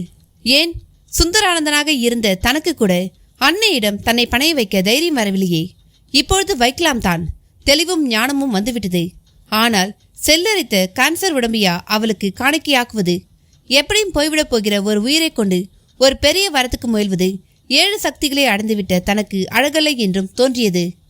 அதே சமயம் அந்த சக்திகளால் பற்றி குணப்படுத்தி கொண்டு இன்னும் சில காலம் வாழ்வதற்கு அனந்தகிருஷ்ணன் போல ஒரு ஆரோக்கியமானவன் உடம்பில் அவன் வடிவில் சேவை செய்வது உத்தமம் என்றும் ஒரு எண்ணம். அதுதான் இப்பொழுது அவரை தள்ளி கொண்டு வந்து காளி முன் நிறுத்தியுள்ளது. தாயே, உன்னை நம்பாத மனித கூட்டத்துக்கு நடுவே பரிபூர்ண நம்பிக்கையோடு என்னையே பலியாக கொடுக்க நான் முன் வந்துள்ளேன். என் சிரமலரை ஏற்றுக்கொள். உன் தரிசனம் போதும். ஏற்கனவே நான் 7 சக்திகளை அடைந்துவிட்டேன். உன் அருளால் என்னை இறைவனாக்கு. ஆம், என்னையும் உன் போலாக்கு. அதுவே என் வேண்டுகோள் என்று கைகூப்பி தியானித்தவர் கொண்டு வந்திருந்த கத்தியை எடுத்து முன்கையை மார்புக்கு நேராக வைத்துக்கொண்டு சற்றே தலையை சாய்த்து பின் கழுத்தில் ஆரம்பித்து மலமளவென்று அறுத்து கொள்ள தொடங்கினார். குருதியும் குபு குபுவென பீரிட்டு வழிய சிரம் வெட்டுப்பட்டு முன்னால் மார்பு முன் விரிந்திருக்கும் கையில் விழுந்தது. அடுத்த நொடியே அம்பிகை பிரசன்னமாகிவிட்டாள். வெட்டப்பட்டு கைமேல் விழுந்த தலையும் திரும்ப சென்று கழுத்து மேல் பழையபடி பொருத்தி கொண்டது. கண்களும் திறந்தன. எதிரிலோ மாகாளி, 12 கைகளுடன் மண்டை ஓட்டு மாலையுடன். அம்மா தாயே, அப்படியே சாஷ்டாங்கமாக விழுந்து வணங்கினார். நீ கேட்ட அனைத்தையும் அளித்தோம். அஷ்டமாசத்திலேயே உன்னதமான இறைத்தன்மை இந்த நொடி முதல் உன்னிடம் செயல்பட தொடங்கும். அனிமா மகிமா முதல் அவ்வளவும் உன்னிடம் ஊற்றெடுக்கும். இந்த உலகம் உன்னை எண்ணி வியக்கும். நீயே இறையானதால் இறந்துவிட்டவருக்கு கூட உயிர் தர உன்னால் ஆகும். ஆயினும் கர்ம வினைகளுக்கும் நம்மவர்களுக்கும் யாதொரு பங்கமுமின்றி உன் கருணையால் இந்த உலகை ரட்சிப்பாயாக என்றவள் அடுத்த நொடியே மறைந்துவிட்டாள். அனந்தகிருஷ்ணன் ஆகிய சுவாமிகளின் கண்களில் ஆனந்த கண்ணீர். அத்தியாயம் 8. கங்கைக்கரையில் ஒரு சன்னியாசி ஒரு வார்த்தை பேச மாட்டார். மௌனம்தான் அவரது பாஷை. பத்ரிநாத்தில் ஒரு படித்துறையில் தரிசனம் செய்த ஒருவர் பின் அங்கிருந்து விமானம் மூலம் மானசரோவர் செல்ல நேபாளம் சென்றபொழுது அங்குள்ள ஆலயங்களுக்கும் சென்றார். அந்த ஆலயத்தில் அவருக்கு முன் அந்த சன்னியாசி நின்று வணங்கி கொண்டிருந்தார். அவருக்கு மிக ஆச்சரியமாகிவிட்டது. அதன் பின் ஒரு 4 நாள் பயணத்தில் கைலாச மலையை எட்டி அங்கே பரிக்கிரமா என்னும் யாத்திரை வலம் செய்யும் பொழுது அங்கும் அந்த சன்னியாசி தெரிந்தார். அதிர்ச்சியாகிவிட்டது. அங்கிருப்பவர்கள் அவர் 3 நாட்களாக பரிக்கிரமா செய்கிறார் என்றனர். அது மேலும் அதிர்ச்சியை உருவாக்கிவிட்டது. இது எப்படி சாத்தியம் என்ற கேள்விக்கு அவருக்கு விடை கடைசி வரை கிடைக்கவில்லை. அவரோ வாயை திறந்து எதையும் பேசவோ யாரையும் கவரவோ முயலவில்லை. இறுதியில் கோவில் குருக்கள் ஒருவர் சொன்னார், இந்த மலையில் தென்படும் சந்நியாசிகள் மிகப்பெரிய சக்தி வாய்ந்தவர்கள். ஒருவர் தினமும் கைலாசம் சென்று சிவபெருமானிடம் அமர்ந்து தாயம் விளையாடிவிட்டு வருபவர். கேட்டால் பைத்தியம் போல் சிரிப்பார். இன்னொருவர் நாரதருடன் உலகம் முழுக்க சுற்றி வருவார். ஆஸ்திரேலியாவில் ஒரு ஊரில் இருக்கும் ஒருவர் வெள்ளத்தில் சிக்கப் போவதை அவர் உறவினர் இங்கே வந்தபொழுது அவரிடம் சொல்லி அவரை வேறு ஊருக்கு போக சொல் என்றவர். காலம் நேரம் என்கிற பரிமாணங்களை மீறியவர்கள் இவர்கள். பசியும் தாகமும் கூட கிடையாது. பஞ்சபூதம் இவர்கள் சொன்னபடியெல்லாம் கேட்கும். சில சருகுகளை அள்ளி போட்டு உற்று பார்த்தாலே தீப்பிடித்துக் கொள்ளும். அதில் அழகாக குளிர் காய்வார்கள். சரி, குளிர் வெயிலுக்கு அடங்காத உடம்புதான் இவர்களுக்கு என்று நாம் நினைத்தாலோ அடுத்த நொடியே அதற்கு நேர் எதிராக ஒரு பனிக்குகைக்குள் பொட்டு துணியின்றி போய் நிஷ்டையில் அமர்ந்து விடுவார்கள். இவர்களை புரிந்து கொள்ள மனிதர்களுக்கு அறிவோ சக்தியோ போதவே போதாது என்றார் அந்த கோவில் குருக்கள். இப்படி புதிர்களான விஷயங்கள் தான் இந்த தேசத்தில் எத்தனை எத்தனை. விடிந்து விட்டது.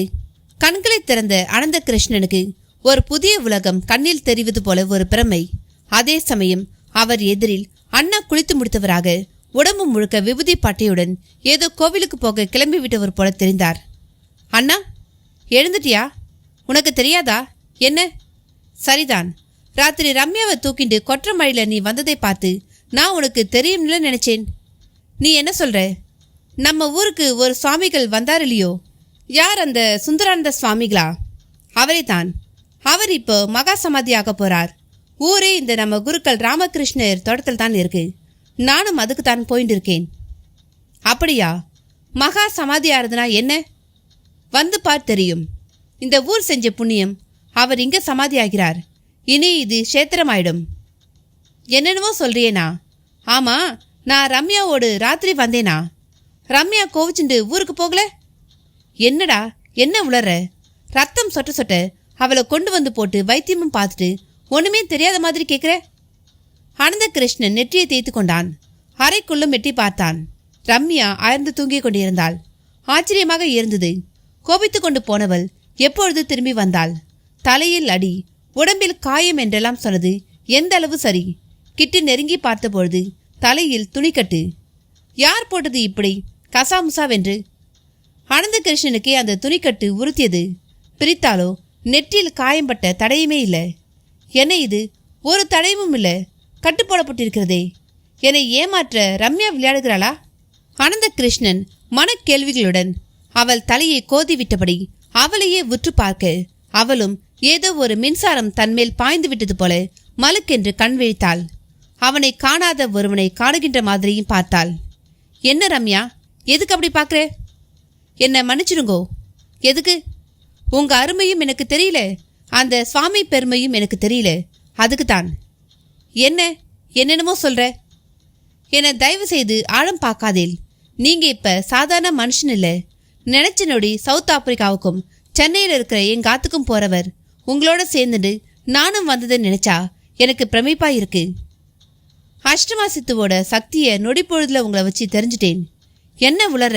நீ சொல்றதெல்லாம் நான் கண்ட சொப்பனம். அசந்து தூங்கின தூக்கத்துல எனக்குள்ள ஒரு சாமியார், அதான் அந்த சுந்தரானதான் நுழையிறார். அப்புறமா காளி கோவிலுக்கு போறேன். தலையை வெட்டிக்கிறேன். காளியும் வரா, எனக்கு வரவும் தரா. நீ கூட அங்க ரத்த விளாரா கிடந்த. உனக்கு நான் வைத்தியமும் பண்ணினேன். இதெல்லாம் சொப்பனம், அதாவது ட்ரீம். அப்படியா? கனவா இருந்தா எனக்கு பட்ட அடி எப்படி இவ்வளோ வேகமாக குணமாச்சு? அவ்வளோ ஏன், சிரஞ்சீவி மூலிகை தோட்டத்துக்கே உங்க மண்ணியை கூட்டிட்டு போய் மண்ணிக்கு அந்த மூலிகையை கொடுத்து கூட்டிட்டு வந்துட்டேலே, அதெல்லாம் கனவுதானா? ஆனந்தா தலையை தேய்த்து கொண்டான். அப்படியே திரும்பி மாடிப்படி ஏறி மண்ணி ரூமுக்குள் போனான். கிழிந்த இலையாக கிடந்தவள் அப்படியே உருமாறி இருந்தாள். முகத்தில் ஒரு புதுப்பொலிவு. குளித்து முடித்து குங்குமம் எல்லாம் வைத்திருந்தாள். ஆனந்தா என்று அவனையும் பார்த்து நெகிழ்ந்தாள். மன்னி, எவ்வளவு பெரிய மனுஷன் பாணி. இல்லை இல்லை, நீ நடமாடுற கடவுள். மன்னி, என்ன இது? நான் சாதாரண ஆனந்தா, அவ்வளோதான். சாதாரண ஆனந்தாவா? யசோதா வளர்த்த கிருஷ்ணன் மாதிரிடா நீ. நான் தான் அந்த யசோதா, நீ கிருஷ்ணன் தான். வாய்க்குள்ற உலகத்தையே காட்டி யசோதியை அந்த கிருஷ்ணன் திக்குமுக்காட வச்சான். நீயோ பல உலகங்களுக்கு என்னை கையை பிடிச்சே கூட்டிட்டு போனேன். இன்னும் எதையும் நான் அவர்கிட்ட சொல்லல. அவர் மட்டும் நான் சொல்ல போறதை கேட்டா மூக்கு மேல விரல வச்சிருவார். அப்படியே உன் அப்பா அம்மா மாமனார் மாமியார்னு எல்லோரையும் குணப்படுத்தி உலகத்திலேயே யாரும் நோய் நொடி இல்லாம செய்யணும். நீ தலையை வருடியபடி வாஞ்சியாக புதிய தெம்போடு பேசினாள் மன்னி ஜானகி. ஒரு கனவு தானே தான் கண்டது. இவர்கள் ஒருவேளை ஒன்று சேர்ந்து ஏப்ரல் ஃபுல் ஆக்க நினைக்கிறார்களோ? ஆனந்தா நேராக சென்று காலண்டரை பார்த்தான். மகா சமாதிக்கான குழி முன் ஒரே கூட்டம். சுவாமிகளும் குழிக்குள் இறங்கி பத்மாசனமிட்டு அமர்ந்து ஜெபம் மாலையை முருட்டத் தொடங்கிவிட்டார். அந்த மாலை உருளுவது நிற்கும்பொழுது அவரும் மோட்சம் தொட்டுவிட்டது தெரியும். அதன் பின் உப்பையும் வெள்ளத்தையும் போட்டு சமாதியை மூட வேண்டியதுதான். ஊரே அந்த அரிய காட்சியை வேடிக்கை பார்த்தபடி நின்று கொண்டு இருந்தது. மாலையை உருட்டியபடி கண்மூடப்போன சுந்தரானந்தா விஸ்வநாதனை மட்டும் அருகே அழைத்து காதோரமாக சொல்லத் தொடங்கினார். இங்க உடம்பு மட்டும்தான் அடங்க போறது. என் ஆன்மா உன் தம்பியை வழிநடத்தும். விஸ்வநாதனுக்கு திக்கென்றது. அந்த நாத்திகனையா என்று கேட்க தோன்றியது. ஆனால் அதற்குள் ஜெபமாலை உருட்டல் கூட நின்று அவரது ஆன்மாவும் பிரிந்துவிட்டது. துளிர்த்துவிட்ட கண்ணீரோடு மேலே மூடி பிருந்தாவனம் எழுப்பும் பணியில் மற்றவர்கள் தயாராக விஸ்வநாதன் மட்டும் சுவாமிகள் சொன்னதில் ஏதோ அர்த்தம் இருக்கும் என்பது போல அனந்தகிருஷ்ணனை பற்றி நினைக்க ஆரம்பித்தார். வீட்டில் அதுவரை கனவுகள் என்றே பேசிக் கொண்டிருந்த அனந்தகிருஷ்ணனிடமும் சட்டென்று ஒரு மாற்றம். எதுவும் பேசாமல் வீட்டு பூஜை அறை முன் போய் பத்மாசனமிட்டு அமர்ந்தான். பூஜிக்க ஆரம்பித்தான். ரம்யா அதை பார்த்து கண்ணீர் உகுக்க ஆரம்பித்தாள். தன் கணவன் ஒரு கடவுள் என்பதால் வந்த ஆனந்த கண்ணீரா, இல்ல தனக்கு இனி அவன் சொந்தமில்லை என்பதால் வந்த துக்க கண்ணீரா என்பதுதான் சரியாக தெரியவில்லை. என்ன நண்பர்களே, கதையை கேட்டீங்களா? இந்த கதை இதோட முடிஞ்சிருச்சு. இந்த கதையை பற்றி நீங்கள் என்ன நினைக்கிறீங்கன்னு சொல்லிட்டு கமெண்ட் பாக்ஸில் கமெண்ட் பண்ணுங்கள், லைக் பண்ணுங்கள், உங்கள் நண்பர்களுக்கும் ஷேர் பண்ணுங்கள். வழக்கமாக நான் கேட்கறது தான் ஒரு சின்ன கமெண்டியாக தட்டி விட்டுட்டு போங்க. அடுத்து நான் அது மட்டும் ரகசியம் என்ற கதையை தான் ரெக்கார்ட் பண்ண போகிறேன். அந்த கதை ரெக்கார்ட் பண்ணுறதுக்கு எப்படியும் எனக்கு ஒரு 4 to 5 days ஆகும்னு நினைக்கிறேன். அந்த கதை முடிஞ்ச உடனே நான் அப்லோட் பண்ணுறேன். நன்றி, வணக்கம்.